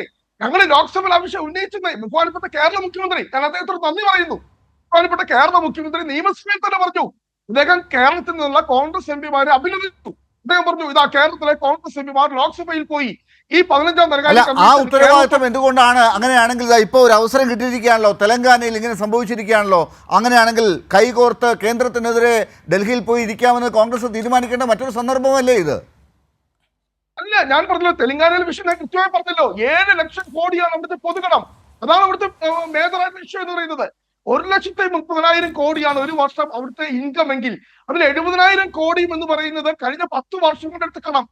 10 വർഷം കൊണ്ടാന്ന് ഓർക്കണം. 7 ലക്ഷം കോടി. ചന്ദ്രശേഖർ റാവുവിന്റെ ഫിനാൻഷ്യൽ മിസ്മാനേജ്മെന്റ്, ധൂർത്ത്, സാമ്പത്തിക അച്ചടക്കമില്ലായ്മ, അതാണ് അവിടുത്തെ പ്രധാനപ്പെട്ട വിഷയം. അങ്ങനെയാണെങ്കിൽ കർണാടകത്തിലും ഹിമാചൽ പ്രദേശിലും ഒക്കെ ഈ കേന്ദ്രത്തിന്റെ നികുതി വിഹിതം കിട്ടുന്നതിൽ വളരെ കുറവാണ് ഈ സംസ്ഥാനങ്ങൾക്കുണ്ടായിരിക്കുന്നത് എന്ന കണക്കുകൾ പുറത്തു വന്നിരിക്കുന്നു. അത് നിങ്ങൾ കാണുന്നില്ലേ? ഇല്ല, ഈ കേരളത്തിലെ പ്രധാനപ്പെട്ട വിഷയം അതല്ലല്ലോ. നമ്മൾ കാതലായ വിഷയം അല്ല, ഇതിങ്ങനെ പറഞ്ഞുകൊണ്ടിരുന്നാൽ പോരല്ലോ. നിങ്ങൾ ഇങ്ങനെ എന്നും ചന്ദ്രശേഖർ റാവുവിനെ പറഞ്ഞുകൊണ്ടിരുന്നാൽ മതിയോ? നിങ്ങൾക്ക് ഈ കിട്ടേണ്ടത് വാങ്ങിച്ചെടുത്ത് അവിടെ കാര്യങ്ങൾ ചെയ്യണ്ടേ? അല്ല, അങ്ങനെയെങ്കിൽ ഈ ചർച്ചയിൽ പങ്കെടുക്കുന്ന CPM-ന്റെ ബഹുമാനപ്പെട്ട MLA പറയട്ടെ. ഞാനിവിടെ ആദ്യം ചൂണ്ടിക്കാണിച്ച പോലെ 2016 നമ്മുടെ പബ്ലിക് ഡെപ്റ്റ് എന്ന് പറയുന്നത് 1,68,000 കോടിയാണെങ്കിൽ എങ്ങനെയാണ് 9 വർഷം കൊണ്ട് 5 ലക്ഷം കോടിയിലേക്ക് എത്തിയത്? അതിന് ഉത്തരം പറയുവാനുള്ള അതെന്താ? ഈ കേന്ദ്ര ശ്രീ പ്രേംകുമാർ അതിനൊരു മറുപടി പറഞ്ഞിട്ട് നമുക്ക് മുന്നോട്ട് പോകാം. പ്രേംകുമാർ, ഓക്കെ, ഇവിടെ ഇപ്പോൾ വീണ്ടും അദ്ദേഹം തെലങ്കാനയുടെ ഒരു പെർസ്പെക്റ്റീവിൽ മാത്രം നിന്ന് കാര്യങ്ങളെ കാണുകയാണ്. എനിക്കതിൽ വീണ്ടും രാജ്യത്തെ കോൺഗ്രസിൻ്റെ നിലപാട് അതല്ല എന്നാണ് ഞാൻ മനസ്സിലാക്കിയിട്ടുള്ളത് എന്ന് വീണ്ടും ഓർമ്മിപ്പിക്കുകയാണ്. ഇപ്പോൾ അദ്ദേഹം കേരളത്തിൻ്റെ കടം വർദ്ധിച്ചതിനെ സംബന്ധിച്ചാണ് പറയുന്നത്. കേരളത്തിൻ്റെ വരുമാനമോ? രാജ്യത്തിൻ്റെ GDP എത്രയാണ്? കേരളത്തിൻ്റെ വരുമാനം എത്രയാണ്? ദേശീയ ശരാശരിയുടെ ഏതാണ്ട് ഇരട്ടി വരുമാനമുള്ള വളർച്ചയുള്ള നാടായിട്ട് കേരളം മാറിയില്ലേ? കേരളത്തിലെ ബജറ്റ് വീതം 2016 എത്രയാണ്? 2024-25 ബജറ്റിൽ എത്രയാണ്? അടുത്ത വർഷം എത്രയാകുമെന്നാണ് പറഞ്ഞിട്ടുള്ളത്? 1,70,000 താഴെയായിരുന്ന കേരളത്തിൻ്റെ ചെലവ് എങ്ങനെയാണ് ഒരു സംസ്ഥാനം ആ സംസ്ഥാനത്തിൻ്റെ സാമ്പത്തികമായ രംഗത്തെ ഇടപെടലിനെ എങ്ങനെയാണ് നമുക്ക് അടയാളപ്പെടുത്താൻ പറ്റുക? കേരളത്തിൻ്റെ ചെലവ് കുറഞ്ഞോ? 2016 കേരളത്തിൻ്റെ ചെലവ് എത്ര? 2024 കേരളത്തിൻ്റെ ചെലവ് എത്ര? ആ ചെലവിൽ രാജ്യത്തെ ഗവൺമെൻറ് കേരളത്തിന് അർഹതപ്പെട്ടത്, അവകാശപ്പെട്ടത് യൂണിയൻ ട്രാൻസ്ഫർ എന്ന നിലയിൽ തന്നത് എത്ര? ഇപ്പോൾ തന്നുകൊണ്ടിരിക്കുന്നത് എത്ര? കൃത്യമായ കണക്ക് നമുക്കെടുക്കാം. ആ കണക്ക് കേരളത്തിലെ ജനങ്ങളുടെ മുമ്പാകെ വെക്കുകയല്ലേ ഗവൺമെൻറ്. എന്താണ് തെലങ്കാനയുടെ അടിസ്ഥാനപരമായിട്ടുള്ള പ്രശ്നം? റവന്യൂ വരുമാനത്തിന് അപ്പുറത്തുള്ള ഒരു വരുമാനവും എടുക്കാൻ ആ സ്റ്റേറ്റ് ഗവൺമെൻറ്റിന് കഴിയുന്നില്ല എന്നുള്ളതാണ് പ്രശ്നം. അത് തെലങ്കാന മാത്രം അനുഭവിക്കുന്ന പ്രശ്നമല്ല. കേരളം അതിന് കണ്ടിട്ടുള്ള ബദലായിരുന്നു കിഫ്ബി പദ്ധതിയുടെ ഭാഗമായി കേരളത്തിൽ ബജറ്റിന് പുറത്തു നിന്ന് കൃത്യമായി സംഖ്യ വളരെ ഉത്തരവാദിത്വത്തോടു കൂടി നിക്ഷേപത്തിന് വേണ്ടി കേരളത്തിൽ കടം മേടിക്കുകയാണ്. കിഫ്ബി പദ്ധതിയുടെ ഭാഗമായി രാജ്യത്തിന് തന്നെ മാതൃകയാകുന്ന നിലയിലുള്ള മസാല ബോണ്ട് ഉൾപ്പെടെ ലണ്ടൻ എക്സ്ചേഞ്ചിൽ നിന്നുൾപ്പെടെ സംഖ്യ സമാഹരിക്കുന്ന ഏറ്റവും വിശ്വാസ്യതയുള്ള ഒന്നാക്കി കിഫ്ബിയെ മാറ്റി. അങ്ങനെ വന്നപ്പോൾ രാജ്യത്ത് വിസ്മയിപ്പിക്കുന്ന നിലയിലുള്ള വികസനം നടക്കുന്ന നാടായി കേരളം മാറി. അപ്പോൾ അതിനെയും തുരങ്കം വയ്ക്കുന്ന സമീപനാണ്. ഞാനതിൻ്റെ വിശദാംശങ്ങളിലേക്ക് പോവല്ല. ഒറ്റ കാര്യം പറയാണ്, കേരളത്തിൻ്റെ കടം കൂടിയിട്ടുണ്ട്, കേരളത്തിൻ്റെ കടത്തേക്കാളേറെ കേരളത്തിൻ്റെ വരുമാനവും കൂടിയിട്ടുണ്ട്. കേരളത്തിൻ്റെ റവന്യൂ ഇൻകത്തിൽ വലിയ വളർച്ചയുണ്ടായിട്ടുണ്ട്. 57,400 കോടി രൂപ കേരളത്തിന് അർഹതപ്പെട്ടത് വെട്ടിക്കുറച്ചിട്ടും ഇവിടെ ആരുടെയും ശമ്പളം മുടങ്ങിയിട്ടില്ല, ഇവിടെ ഒരാളുടെയും DA കൊടുക്കാതിരുന്നിട്ടില്ല. ഒരു ക്രൈസിസ് വന്നു, ഞങ്ങളത് തരണം ചെയ്തു. അത് കോവിഡ് വന്നത് ഉൾപ്പെടെയുള്ള വ്യത്യസ്തങ്ങളായിട്ടുള്ള സാഹചര്യത്തിലുണ്ടായിട്ടുള്ള പ്രതീക്ഷിക്കാത്ത ഒട്ടേറെ പ്രശ്നങ്ങളുണ്ടായി, ഉണ്ടായി, പ്രളയമുണ്ടായി. ആ സാഹചര്യത്തിൽ വന്നിട്ടുള്ള പ്രയാസത്തെ മറികടന്ന് മുന്നോട്ട് പോകും എന്ന് തന്നെയാണ് കേരളത്തിലെ ഗവൺമെൻറ് പറഞ്ഞിട്ടുള്ളത്. അതിലൊന്നും യാതൊരു സംശയവുമില്ല. ഇവിടെ ഇപ്പോൾ പറയാലോ അതിദരിദ്രരില്ലാത്ത കേരളം, എന്തുകൊണ്ട് തെലങ്കാന ഒന്നാമത് എത്തുന്നില്ല? രാജ്യത്ത് അതിദരിദ്രരില്ലാത്ത ആദ്യത്തെ സംസ്ഥാനമായിട്ട് തെലങ്കാന മാറും എന്ന് കോൺഗ്രസ്സിന് പറയാൻ പറ്റുന്നുണ്ടോ? 15 മാസമായി ഒരു ഗവൺമെൻറ് അധികാരത്തിൽ വന്നില്ലേ? നിങ്ങൾക്ക് നിങ്ങളുടേതായ നയം രാജ്യത്തെ ജനങ്ങൾക്ക് മുമ്പിൽ ഒരു വാഗ്ദാനം എന്ന നിലയിൽ പറയാൻ പറ്റുന്നുണ്ടോ? കേരളം അത് പറഞ്ഞു, 2021 പറഞ്ഞു, ഞങ്ങൾ 4 വർഷം കൊണ്ട് കേരളത്തെ അതിദരിദ്രരില്ലാത്ത നാടാക്കി മാറ്റും. ഈ വരുന്ന 2025 നവംബർ 1 കേരളം അതിദരിദ്രരില്ലാത്ത കേരളമായിട്ട് മാറാൻ പോവുക. സമ്പൂർണ്ണ വൈദ്യുതീകരണം, ഭവന വൈദ്യുതീകരണം തെലങ്കാനയിലുണ്ടോ? ഞാൻ പറയുന്നത്, നമ്മൾ യാഥാർത്ഥ്യങ്ങളെ കണ്ണടച്ച് ഇരുട്ടാക്കുന്ന സമീപനം സ്വീകരിക്കരുത്. ഇവിടെ ഇപ്പോൾ പറയാം, ലൈഫ് പദ്ധതിയുടെ ഭാഗമായിട്ട് തെലങ്കാനയിൽ ലൈഫ് പദ്ധതി ഉണ്ടോ? എന്താ ഇപ്പോൾ രാജ്യത്തെ ഗവൺമെൻറ് എടുക്കുന്ന സമീപനം? ഇപ്പോൾ SUCIയുടെ സമരം നടക്കുകയാണല്ലോ, ആശാ വർക്കർമാരുടെ. 2023-24 എത്ര കോടിയാണ് കേരളത്തിന് കിട്ടാത്തത്? 634 കോടി രൂപ 2023-24 വിഹിതം, കേന്ദ്ര വിഹിതം NHMൻ്റെ ഭാഗമായി ആശമാർക്ക് കൊടുക്കേണ്ട അലവൻസ് ഉൾപ്പെടെ ഓണറേറിയം ഉൾപ്പെടെ കൊടുക്കേണ്ടതിനുള്ള വിഹിതം കിട്ടാതിരിക്കുക പറയുന്നുണ്ടോ കോൺഗ്രസ്? രാജ്യത്ത് കോൺഗ്രസ് പറയുന്നുണ്ടോ? കേരളത്തിലെ MP-മാർ പറയുന്നുണ്ടോ? എന്തുകൊണ്ട് 24-25 അല്ല? ലൈഫ് പദ്ധതിയുടെ ഭാഗമായിട്ട് PMAY 72,000 രൂപ ആകെ കിട്ടുന്നത്, 18,000 കോടി കേരളം ഇത് കൊടുത്തല്ലോ. അതെ, വിഹിതം മുടക്കമില്ലാതെ കൊടുത്തു. ഒറ്റ കാര്യം കൂടി പറഞ്ഞ് ഞാൻ അവസാനിപ്പിക്കാം. ലൈഫ് പദ്ധതിയുടെ ഭാഗമായിട്ട് 18,000 കോടി രൂപ കേരളം ചെലവഴിച്ചു 9 കൊല്ലം കൊണ്ട്. 18,000 കോടി രൂപ. 4 ലക്ഷത്തിലേറെ പേർക്ക് വീട് കൊടുത്തു. ബാക്കിയുള്ളത് കൊടുക്കാൻ നിൽക്കുക. അതിലെത്രയാ കേന്ദ്രത്തിൻ്റെ വീതം? 2,000-ൽ പരം കോടി രൂപയാണ് കേന്ദ്രത്തിൻ്റെ വീതം. എന്നിട്ട് മോദിയുടെ ചിത്രം വെക്കണം ആ വീടിന് മുമ്പിൽ എന്നാണ് പറയുന്നത്. ആ നിലപാട് കേരളം സ്വീകരിക്കുന്നത് കൊണ്ടാണ് സംഖ്യ തരാത്തത്. ആശാ വർക്കർമാർക്ക് അവർക്ക് ഓണറേറിയം കൊടുക്കുന്നതിന്, അലവൻസ് കൊടുക്കുന്നതിന് ഏത് നിറത്തിലുള്ള പെയിൻറ്റ് നമ്മുടെ നാട്ടിലെ PSCക്ക് അടിക്കാം. PHC അത് പറഞ്ഞാൽ പ്രൈമറി ഹെൽത്ത് സെൻറ്റർ, FHC ആക്കി കേരളത്തിൽ അപ്ഗ്രേഡ് ചെയ്തു. PSCയിൽ ഏത് നിറത്തിലുള്ള പെയിൻ്റ് അടിക്കണം എന്നുള്ളതിലുള്ള തർക്ക. കേരളം പറയുന്നു അതിന് ഞങ്ങൾക്ക് മനസ്സില്ല എന്ന്. അപ്പം ഞാൻ പറയുന്നത്, സംഘപരിവാറിൻ്റെ കാവ്യവൽക്കരണത്തെ എതിർക്കുന്നതിൻ്റെ ഭാഗമായി ഉണ്ടാകുന്ന ഏത് പ്രശ്നത്തെയും ജനങ്ങളെ ബോധ്യപ്പെടുത്തി മുന്നോട്ട് പോവുക എന്ന ശരിയായ നിലപാടാണ് കേരളം സ്വീകരിക്കുന്നത്. ഒരു മതനിരപേക്ഷ പാർട്ടി എന്ന നിലയിൽ കോൺഗ്രസ്സിന് അത് പറയാൻ പോലും കഴിയുന്നില്ല എന്നുള്ളതാണ് നമ്മൾ കാണുന്ന യാഥാർത്ഥ്യം. ഞാനതിൻ്റെ മറ്റു ഉദാഹരണങ്ങളിലേക്ക് പോവല്ല. കോൺഗ്രസ്സിന് വർഗീയതയെ, വർഗീയമായിട്ടുള്ള അത്തരം നിലപാട് സ്വീകരിക്കുന്ന നയങ്ങളെ ചെറുക്കാനുള്ള ഒരു നിലയിലുള്ള ആത്മാർത്ഥതയുമില്ല. അതിനെതിരായി കൈ ഉയർത്താൻ, നാവുയർത്താൻ, പ്രതിരോധം ഉയർത്താൻ തയ്യാറാവുന്നില്ല. ഡൽഹിയിലെ സമരത്തിന് വിളിച്ചല്ലോ കേരളത്തിലെ കോൺഗ്രസിനെ, പ്രതിപക്ഷ നേതാവിനെ, MP-മാരെ. കേരളം സമരം ചെയ്യുന്നതിൻ്റെ തലേ ദിവസമല്ലേ കർണാടക അവിടെ സമരം ചെയ്തത്? എന്തായിരുന്നു കർണാടകയുടെ സമരം? കേരളത്തിന് മുമ്പേ കർണാടക. അപ്പോൾ ഞാൻ പറഞ്ഞു വന്നത്, യാഥാർത്ഥ്യങ്ങൾക്ക് നേരെ കണ്ണടയ്ക്കരുത്. കേരളത്തിലെ കോൺഗ്രസ് കേരളം എന്ന് പറയുന്ന സംസ്ഥാനത്തോട് രാജ്യത്തെ ഗവൺമെൻറ് സ്വീകരിക്കുന്ന സമീപനത്തെ, ഈ കെടുകാര്യസ്ഥതയെ, കേരളത്തോട് കാണിക്കുന്ന രാഷ്ട്രീയമായ വിവേചനത്തെ തുറന്നു കാണിക്കാനും തുറന്നു തീർക്കാനും തയ്യാറാവുന്നതിന് പകരം പിണറായിയുടെ ഗവൺമെൻറ് അല്ലേ. ആശമാർക്ക് പൈസ കൊടുത്തില്ലെങ്കിലും അത് പിണറായിയുടെ തലക്കിരിക്കട്ടെ. വീടിന് പൈസ കൊടുത്തില്ലെങ്കിൽ അത് പിണറായിയുടെ തലക്കിരിക്കട്ടെ. അംഗൻവാടി ഹെൽപ്പർമാർക്ക് അവർക്ക് കൊടുക്കേണ്ട സംഖ്യയിൽ കേന്ദ്രവീതം കിട്ടിയില്ലെങ്കിലും അത് പിണറായിയുടെ തലക്കിരിക്കട്ടെ. നെല്ല് സംഭരണത്തിൻ്റെ വില അത് കേന്ദ്രം തന്നില്ലെങ്കിലും അത് സംസ്ഥാനത്തിൻ്റെ പിണറായി ഗവൺമെൻറ്റിൻ്റെ തലക്കിരിക്കട്ടെ. അങ്ങനെ മുടക്കപ്പെടുന്ന എല്ലാറ്റിൻ്റെയും കുറ്റം കേരളത്തിൽ പിണറായിക്കും പിണറായി സർക്കാരിനുമെതിരായി ജനങ്ങൾക്കിടയിൽ ഒരു പ്രതീതി പരത്തി ഇതാ കേരളത്തിനൊന്നും ചെയ്യാനാകുന്നില്ല, പിണറായി വിജയൻ ഒന്നും ചെയ്യാനാകുന്നില്ല, നിസ്സഹായതയിലാണ് ഈ ഗവൺമെൻറ്, നിഷ്ക്രിയമാണ് ഈ ഗവൺമെൻറ് എന്ന് വരുത്തി തീർക്കാനുള്ള ശ്രമം. ആ ശ്രമം നടക്കില്ല എന്ന് പ്രഖ്യാപിക്കുന്ന ഇച്ഛാശക്തിയുടെ പേരാണ് ഇടതുപക്ഷം എന്ന് കേരളത്തിലെ ജനങ്ങൾ കാണുകയാണ്. ഓരോ ഘട്ടത്തിലും വിഴിഞ്ഞമായാലും വയനാടായാലും കേരളം തെളിയിക്കാൻ പരിശ്രമിക്കുന്നത് നിങ്ങൾ എത്രയൊക്കെ ഞെരുക്കാൻ ശ്രമിച്ചാലും ഞങ്ങൾ അതിനെ അതിജീവിച്ച് മുന്നോട്ട് പോകും, ഞങ്ങൾ സമ്പത്ത് കണ്ടെത്തും, ഞങ്ങൾ വരുമാനം വർദ്ധിപ്പിക്കും, ഞങ്ങൾ ജനങ്ങൾക്ക് നൽകിയ വാഗ്ദാനം ഇന്നല്ലെങ്കിൽ നാളെ ഞങ്ങൾ ആ വാഗ്ദാനം നിറവേറ്റും എന്ന ഉറപ്പാണ്. ആ ഉറപ്പിൻ്റെ ഗ്യാരണ്ടിയാണ്, അതിൻ്റെ എല്ലാ നിലയിലുമുള്ള ഉത്തരവാദിത്വത്തിൻ്റെ പേരാണ് ഇടതുപക്ഷമെന്ന് കേരളത്തിലെ ജനങ്ങൾക്ക് ബോധ്യമാവാൻ പോവുകയാണ്. റോണി കെ ബേബി, ഈ പറഞ്ഞ രീതിയിൽ പിണറായി വിജയൻ എങ്ങനെയാണോ കേരളത്തെ ഈ രീതിയിൽ ഉയർത്തി നിർത്തുന്നത്, അത് തെലങ്കാനയ്ക്കും കർണാടകത്തിനും ഹിമാചൽ പ്രദേശിനും ആകുമായിരുന്നത് നിങ്ങളുടെ ഈ രാഷ്ട്രീയം ഇങ്ങനെ പോകുന്നത് കൊണ്ട്. നിങ്ങൾ യഥാർത്ഥത്തിൽ ചെയ്യേണ്ട ഒരു രാഷ്ട്രീയ പ്രക്രിയ ഏത് വഴിക്കാണെന്നുള്ളതിൻ്റെ സൂചനയാണ് ശ്രീ കെ പ്രേംകുമാർ ഇപ്പോൾ ഇവിടെ ചൂണ്ടിക്കാട്ടിയത്. നിങ്ങൾക്ക് തീരുമാനിക്കാം അതിൽ തന്നെ പോകണോ വേണ്ടയോ എന്നൊക്കെ ഉള്ളത്. പക്ഷേ നിങ്ങളത് തിരഞ്ഞെടുക്കാത്തത് കൊണ്ട് രേവന്ത് റെഡ്ഡി അനുഭവിക്കുന്നു, സിദ്ധരാമയ്യയ്ക്ക് ബുദ്ധിമുട്ടുണ്ടാകുന്നു, ഹിമാചൽ പ്രദേശിലും ഒക്കെ ഇങ്ങനെ കാണുന്നു. ബഹുമാനപ്പെട്ട ശ്രീ കെ പ്രേംകുമാറിന്റെ പോലെയുള്ള CPM നേതാക്കളുടെ ഈ പ്രഭാഷണങ്ങള് ഈ ചർച്ചകളിൽ മാത്രമേ ഉള്ളല്ലോ, ചാനൽ ചർച്ചകളിൽ മാത്രമേ ഉള്ളല്ലോ എന്നോർത്ത് ഞാൻ അത്ഭുതപ്പെടുക. ഇവിടെ അദ്ദേഹം പറയുന്നത് കോൺഗ്രസ് ആണ് ഈ വിഷയം ഉന്നയിക്കേണ്ടത് എന്നാണ് പറയുന്നത്. അങ്ങനെയെങ്കിൽ ഏതാനും ദിവസങ്ങൾക്ക് മുമ്പ് ബഹുമാനപ്പെട്ട മുഖ്യമന്ത്രി കോൺഗ്രസും കൂടി ഈ കൂട്ടത്തിൽ ചേരണമെന്നാണ് അദ്ദേഹം പറഞ്ഞത്. കോൺഗ്രസും കൂടി ഈ കൂട്ടത്തിലേക്ക് വരണമെന്നാണ് അദ്ദേഹം പറഞ്ഞത്. അല്ല, ഇവിടെ കേരളത്തിലെ ജനങ്ങൾക്ക് അറിയാൻ ആഗ്രഹമുണ്ടെന്നേ, കോൺഗ്രസിന് അറിയാൻ ആഗ്രഹമുണ്ട്. ബഹുമാനപ്പെട്ട മുഖ്യമന്ത്രി എന്നൊക്കെ നിർമ്മല സീതാരാമനെ ഇത്രയും നല്ലൊരു അവസരത്തിൽ കിട്ടത്തില്ലല്ലോ.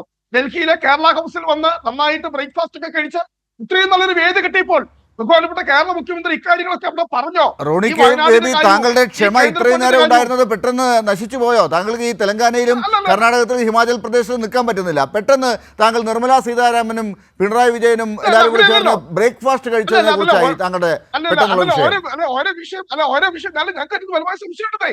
നിങ്ങളുടെ കൊല്ലം സംസ്ഥാന സമ്മേളനം കൂടി ഈ പറഞ്ഞ കാര്യങ്ങളൊക്കെ, ഈ സംഘപരിവാർ വിരുദ്ധ പോരാട്ടം, BJP വിരുദ്ധ പോരാട്ടം, കേന്ദ്ര സർക്കാർ കാണിക്കുന്ന അനീതി, ഇന്ത്യയുടെ ഫെഡറൽ ഫിസിക്കൽ ഫെഡറലിസം പ്രശ്നങ്ങൾ, ഇതൊന്നും അവിടെ പറഞ്ഞതായിട്ട് ഞങ്ങൾ കണ്ടില്ല. പിന്നെ എന്താണ് ഒരു നവകേരളത്തെ ഉണ്ടാക്കാനുള്ള പുതിയ വഴികൾ എന്താണ് കണ്ടത് താങ്കൾ? അതെന്തായിരുന്നു ഉദ്ദേശിച്ചത്? അപ്പൊ നിങ്ങൾ ഇന്ന് ചാനൽ ചർച്ചയിൽ മാത്രമുള്ള BJP വിരുദ്ധത, നിങ്ങൾ ഈ പറയുന്ന നിർമ്മല സീതാരാമനെയോ അല്ലെങ്കിൽ ബഹുമാനപ്പെട്ട ഈ പ്രധാനമന്ത്രിയെ കാണുമ്പോൾ മുട്ടിടിക്കുന്ന അല്ലെങ്കിൽ അവരുടെ മുമ്പിൽ ഓച്ചാനിച്ചു നിൽക്കുന്ന ഈ പറഞ്ഞ കാര്യങ്ങളൊന്നും സംസാരിക്കാൻ പോലും കഴിയാത്ത നിങ്ങളുടെ ആ പറയുന്ന അഡ്ജസ്റ്റ്മെന്റ് രാഷ്ട്രീയപ്പെടുന്നു. അത് വളരെ വ്യക്തമായി. ഇപ്പൊ നിങ്ങൾക്ക് ഇവിടെ വന്നുകൊണ്ട് ഈ പറയുന്ന അറിയാൻ ആഗ്രഹിക്കുന്ന ഒറ്റ കാര്യമുള്ളൂ. നിർമ്മല സീതാരാമനുമായി ചർച്ച നടത്തിയപ്പോൾ കേന്ദ്ര ധനകാര്യമന്ത്രിയുമായി, കാരണം അവരാണല്ലോ ഈ പറയുന്ന സാമ്പത്തിക കാര്യങ്ങളൊക്കെ നീതി കാണിക്കേണ്ടത്. ഈ പറയുന്ന വിഷയങ്ങളല്ല. നമ്മൾ 2000 കോടി രൂപ ചോദിച്ചു, അവര് 530 കോടി രൂപ കടമായിട്ട് തന്നു. മാർച്ച് 31-നകം കടമാണ് നീട്ടി തരാൻ വേണ്ടി ബഹുമാനപ്പെട്ട മുഖ്യമന്ത്രി നിർമ്മല സീതാരാമൻ ആവശ്യപ്പെട്ടോ? വേണ്ടി 10,000 കോടി ആവശ്യപ്പെട്ടു. ശ്രീ റോണി കെ ബേബി, അങ്ങനെയാണെങ്കിൽ രേവന്ത് റെഡ്ഡിക്കും സിദ്ധരാമയ്യയ്ക്കും കിട്ടേണ്ട കേന്ദ്ര നികുതി വിഹിതമുണ്ടല്ലോ, അത് ചോദിച്ചതിന്റെ ഇതേപോലെയുള്ള എപ്പിസോഡുകൾ നിങ്ങൾക്ക് ചൂണ്ടിക്കാട്ടാനുണ്ടോ? രേവന്ത് റെഡ്ഡിക്ക് അങ്ങനെ ചോദിക്കേണ്ട കാര്യമില്ലതേ. രേവന്ത് റെഡ്ഡി വളരെ കൃത്യമായി തന്നെ പറഞ്ഞിട്ടുണ്ട് എന്താണ് തെലങ്കാനയുടെ സാമ്പത്തിക പ്രതിസന്ധിയുടെ കാരണം. അദ്ദേഹം ഇവിടെ ഈ സാലറി മാറ്റി വെക്കണം എന്ന് പറഞ്ഞ കാരണം എന്താ പറയോ? അവിടെ വേണ്ടിയത് ഈ പറയുന്ന ക്യാപിറ്റൽ എക്സ്പെൻഡിച്ചർ വരണം. അദ്ദേഹത്തിന് പ്രശ്നം മുഴുവൻ പറ. അദ്ദേഹം പറയുന്നത് എന്താ? പ്രയോറിറ്റി കൊടുക്കേണ്ടത് മൂലധന ചെലവുണ്ടാകണം. മൂലധന ചെലവിന് വേണ്ടി കൂടുതൽ പണം മാറ്റിവെച്ചാൽ മാത്രമേ അവിടെ വികസനം ഉണ്ടാവുകയുള്ളൂ, തൊഴിലവസരങ്ങൾ ഉണ്ടാവുകയുള്ളൂ. ഇവിടെ കേരളത്തിന്റെ കാര്യം പറഞ്ഞല്ലോ, കേരളത്തിൽ 10% സാമ്പത്തിക വളർച്ചയുണ്ട്. പക്ഷേ നമ്മൾ എത്ര രൂപ ഈ പറയുന്ന ക്യാപിറ്റൽ എക്സ്പെൻഡിച്ചർ വേണ്ടി മാറ്റിവെക്കുന്നു? ഈ കഴിഞ്ഞ ബജറ്റിൽ, ഈ 2025 അവതരിപ്പിച്ച കേരള ബജറ്റിൽ പോലും ശതമാനത്തിൽ താഴെയാണ് മൂലധന ചെലവിന് വേണ്ടി 16,000 കോടി രൂപ, 1,40,000 കോടി വരുന്ന കേരള ബജറ്റിന്റെ വെറും 16,000 കോടി ശതമാനം പോലും വരുന്നില്ല ക്യാപിറ്റൽ എക്സ്പെൻഡിച്ചർ എന്ന് പറയുന്നത്. ഇവിടുത്തെ ചെലവ് മുഴുവൻ അല്ല എങ്ങോട്ടാ ഇപ്പൊ പോകുന്നത്? ഇവിടെ നമ്മുടെ ഇവിടുത്തെ പ്രേംകുമാർ ചെലവ് ചൂണ്ടിക്കാട്ടിയല്ലോ കിഫ്ബിയിലൂടെയും മറ്റുമൊക്കെയുള്ള മറ്റ് ചിലവുകളെ കുറിച്ചൊക്കെ ഇവിടെ നമ്മൾ കണ്ടതാണല്ലോ. വികസനം നമ്മൾ കാണുന്നുണ്ടല്ലോ. കേരളത്തിൽ തരാത്തതിന് എങ്ങനെ കൊണ്ടുപോകണമെന്നും ബഡ്ജറ്റിലല്ലാതെ തന്നെ കാര്യങ്ങൾ എങ്ങനെ നടക്കുന്നു എന്നൊക്കെ ഉള്ളതും നമ്മളിവിടെ കാണുന്നുണ്ടല്ലോ. അതിനെപ്പോലും കടമെടുത്തതിൻ്റെ പരിധിയിൽ കൊണ്ടുവന്ന് കഷ്ടപ്പെടുത്തുന്ന കേന്ദ്ര സർക്കാരിൻ്റെ നയങ്ങൾ നമ്മൾ കാണുന്നുണ്ട്. ഈ തെലങ്കാനയിലൊക്കെ വേണമെങ്കിൽ കിഫ്ബിക്ക് പകരം നിങ്ങൾക്കൊരു ടിഫ്ബി അവിടെ തുടങ്ങാവുന്നതേ ഉണ്ടായിരുന്നുള്ളൂ. പക്ഷേ അത് പിണറായി വിജയൻ്റെ മാതൃകയായി പോവും. നിങ്ങൾക്കത് നാണക്കേടാകും. അതുകൊണ്ട് മാത്രം അവിടെ ജനങ്ങൾ അനുഭവിക്കുന്നു. നാണക്കേടുമല്ല, കിഫ്ബി എന്ന് പറയുന്നത് സാമ്പത്തിക തട്ടിപ്പ് ആദ്യം തൊട്ട് തന്നെ ഞങ്ങൾ ചൂണ്ടിക്കാണിച്ചതാ. ഇന്ന് നമ്മുടെ കടമെടുപ്പ് പരിധി വെട്ടിക്കുറയ്ക്കാനുള്ള സർക്കാരിന്റെ ബജറ്റിന് പുറത്തുള്ള കടമെടുപ്പ് ഇന്നും തോമസ് ഐസക്കും മറ്റ് CPI നേതാക്കളും പറയുന്നത് ബജറ്റിന് പുറത്തുള്ള കടമെടുപ്പാണ്. ഒരിക്കലും ബജറ്റിനെ ആശ്രയിക്കത്തില്ല, ബജറ്റിൽ മനസ്സില്ല. പക്ഷെ ഈ സാമ്പത്തിക ശാസ്ത്രത്തിന്റെ ബേസിക് ആയ അറിയാവുന്ന മുഴുവൻ ആളുകൾ പറയും ഇതിന്റെ വരവ് മൊത്തം ബജറ്റിന് പുറത്ത്, ചെലവ് മുഴുവൻ കൊടുക്കേണ്ടത് ബജറ്റിനകത്ത്. അതെന്ത് ന്യായമാണ്? റോണി കെ ബേബി, താങ്കളൊരു പ്രതിപക്ഷ പാർട്ടിയുടെ നേതാവായിട്ടാണ് ഈ ചർച്ചയിൽ പങ്കെടുക്കുന്നത്. BJPയുടെ വക്താക്കൾ പറയുന്നത് പോലെ ആകരുത്. നിങ്ങൾക്ക് ഉപയോഗിക്കാൻ പറ്റുന്ന ഫെഡറൽ യൂണിറ്റുകളെ സഹായിക്കാൻ പറ്റുന്ന രീതിയിലുള്ള എന്ത് സമ്പ്രദായത്തിലേക്കും പോകാനുള്ള അവകാശവും സ്വാതന്ത്ര്യവും നിങ്ങൾ ഉപയോഗിക്കണ്ടേ? കേരളം അത് ഉപയോഗിച്ച് കാണിക്കുകയാണ് ഇവിടെ. കാണികൾ ഞങ്ങൾക്ക് കൃത്യമായിട്ട് അവരുടെ റിസർവ് ബാങ്കിന്റെ കടപ്പത്രങ്ങൾ 2%, 3% സംസ്ഥാനങ്ങൾക്ക് വാങ്ങാമെന്നിരിക്കെ 10% പലിശയ്ക്ക് ഈ കിഫ്ബി പോലെ ഇന്ത്യക്ക് പുറത്തു പോയി പോലും കടമെടുത്തതിന്റെ ലോജിക് എന്താണ്? അതാണ് ഇന്ന് കേരളത്തെ ഇത്രയും രൂക്ഷമായ സാമ്പത്തിക അല്ല, കേരളം അതിന് മറുപടി പറയുന്നുണ്ട്. കേരളം ആ രാഷ്ട്രീയവുമായി തന്നെ പോരാട്ടത്തിലൂടെ മുന്നോട്ട് പോകുന്നു. നമ്മളിപ്പോൾ കർണാടകവും തെലങ്കാനയുമാണല്ലോ ചർച്ച ചെയ്യുന്നത്. അവിടെ നിങ്ങൾ ഈ വഴിക്ക് ഒന്നും പോകുന്നില്ല. എന്നാൽ നിങ്ങളുടേതായ വഴിയുമില്ല. നിങ്ങൾ കേന്ദ്രത്തെ എതിർക്കുന്നുമില്ല. അത് ഈ രണ്ടാം റൗണ്ടിലും താങ്കൾ ഒരക്ഷരം BJPയെ കുറിച്ച് പറയാൻ തയ്യാറാകുന്നില്ല എന്നത് സംശയമുണ്ടാക്കുന്നുണ്ട് റോണി ബേബി. ഒരു സംശയമില്ല, ഞങ്ങളോട് കാണിക്കുന്ന അനീതി ഉണ്ടെങ്കിൽ ആ അനീതി കൃത്യമായി ഞങ്ങൾ ഇതിനെതിരെ പോരാടും. അതുകൊണ്ടാണ് ഞങ്ങൾ ഇതിന്റെ അകത്ത് കാണുന്ന ഏറ്റവും വലിയ അനീതി കാരണം ചൂണ്ടിക്കാണിച്ചു. അതേ എന്ന് പറയുന്നത് 15ാം ധനകാര്യ കമ്മീഷൻ നമ്മളോട് കാണിച്ച അനീതിയാണ്.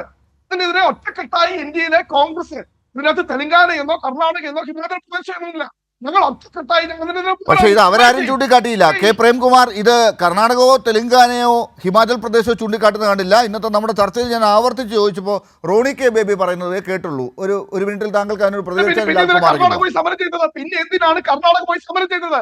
ഡൽഹിയിൽ അങ്ങ് തന്നെ പറഞ്ഞല്ലോ ഈ ചർച്ചയിൽ. ശരി, K. പ്രേംകുമാർ, താങ്കൾ ആ ആത്മാർത്ഥതയിൽ വിശ്വസിക്കുന്നുണ്ടോ? ഇത് എത്ര പറഞ്ഞാലും കോൺഗ്രസിന്റെ പ്രതിനിധി യഥാർത്ഥ വിഷയത്തിലേക്ക് വരുന്നില്ല. ആന്ധ്രയ്ക്കും ബീഹാറിനും ഈ കഴിഞ്ഞ ബജറ്റിൽ എങ്ങനെയാണ് കൊടുത്തത് സംഖ്യ? എന്തുകൊണ്ടാണ് തെലങ്കാനയ്ക്ക് പ്രതിസന്ധി വന്നത്? അത് കേവലം ധനകാര്യ കമ്മീഷൻ്റെ വീതത്തിൽ മാത്രമുള്ള കുറവാണോ? കേന്ദ്ര സർക്കാർ ഫെഡറൽ തത്വങ്ങൾ തുടർച്ചയായി ലംഘിക്കുന്നതിൻ്റെ 100 കണക്കിന് ഉദാഹരണം നമുക്ക് കാണാൻ കഴിയില്ലേ? കേന്ദ്രാവിഷ്കൃത പദ്ധതികളുടെ സംസ്ഥാനത്തിൻ്റെ വിഹിതം കേരളത്തിന് മാത്രമാണോ കിട്ടാനുള്ളത്? കേന്ദ്രാവിഷ്കൃത പദ്ധതികളിൽ 60%, 40% എന്നുണ്ടായിരുന്നത്.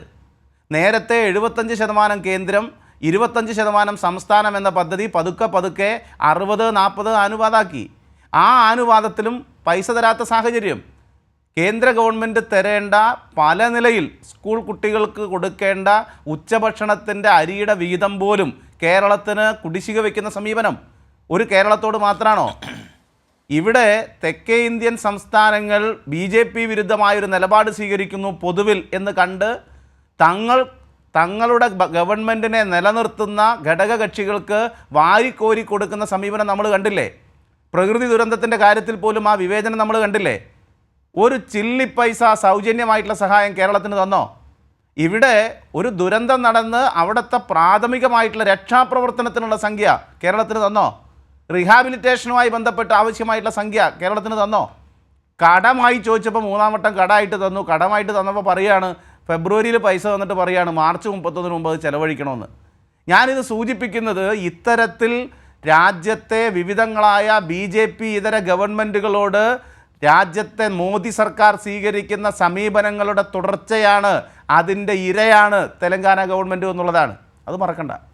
യെസ്, ലാൽകുമാർ ഇത് ഈ പറയുന്ന രീതിയിൽ മുന്നോട്ട് പോകുമ്പോഴും രേവന്ത് റെഡ്ഡിക്കും സിദ്ധരാമയ്യയ്ക്കും ഒക്കെ ഈ കാലിൽ വിലങ്ങിട്ടതുപോലെ കോൺഗ്രസ് പാർട്ടിയുടെ തന്നെ ഒരു പിന്തുണ കിട്ടാത്തതുപോലെ കേരളത്തിൻ്റെയൊക്കെ ഇത്തരത്തിലുള്ള ചില പ്രതികരണങ്ങൾ മൂലം, നിലപാട് മൂലം കോൺഗ്രസ്സിന് അഖിലേന്ത്യാ തലത്തിൽ പോലും നേരത്തെ ശ്രീ പ്രേംകുമാർ പറഞ്ഞതുപോലെ അഖിലേന്ത്യാ തലത്തിൽ കോൺഗ്രസിൻ്റെ നിലപാട് ഒരുപക്ഷെ ഇതല്ലായിരിക്കാം, പക്ഷെ അവർക്ക് ശക്തമായി മുന്നോട്ട് പോകാനാകുന്നില്ല. അത് കോൺഗ്രസിനെ ദൂരവ്യാപകമായി വല്ലാത്തൊരു പ്രതിസന്ധിയിലെത്തിക്കില്ലേ രാഷ്ട്രീയമായി?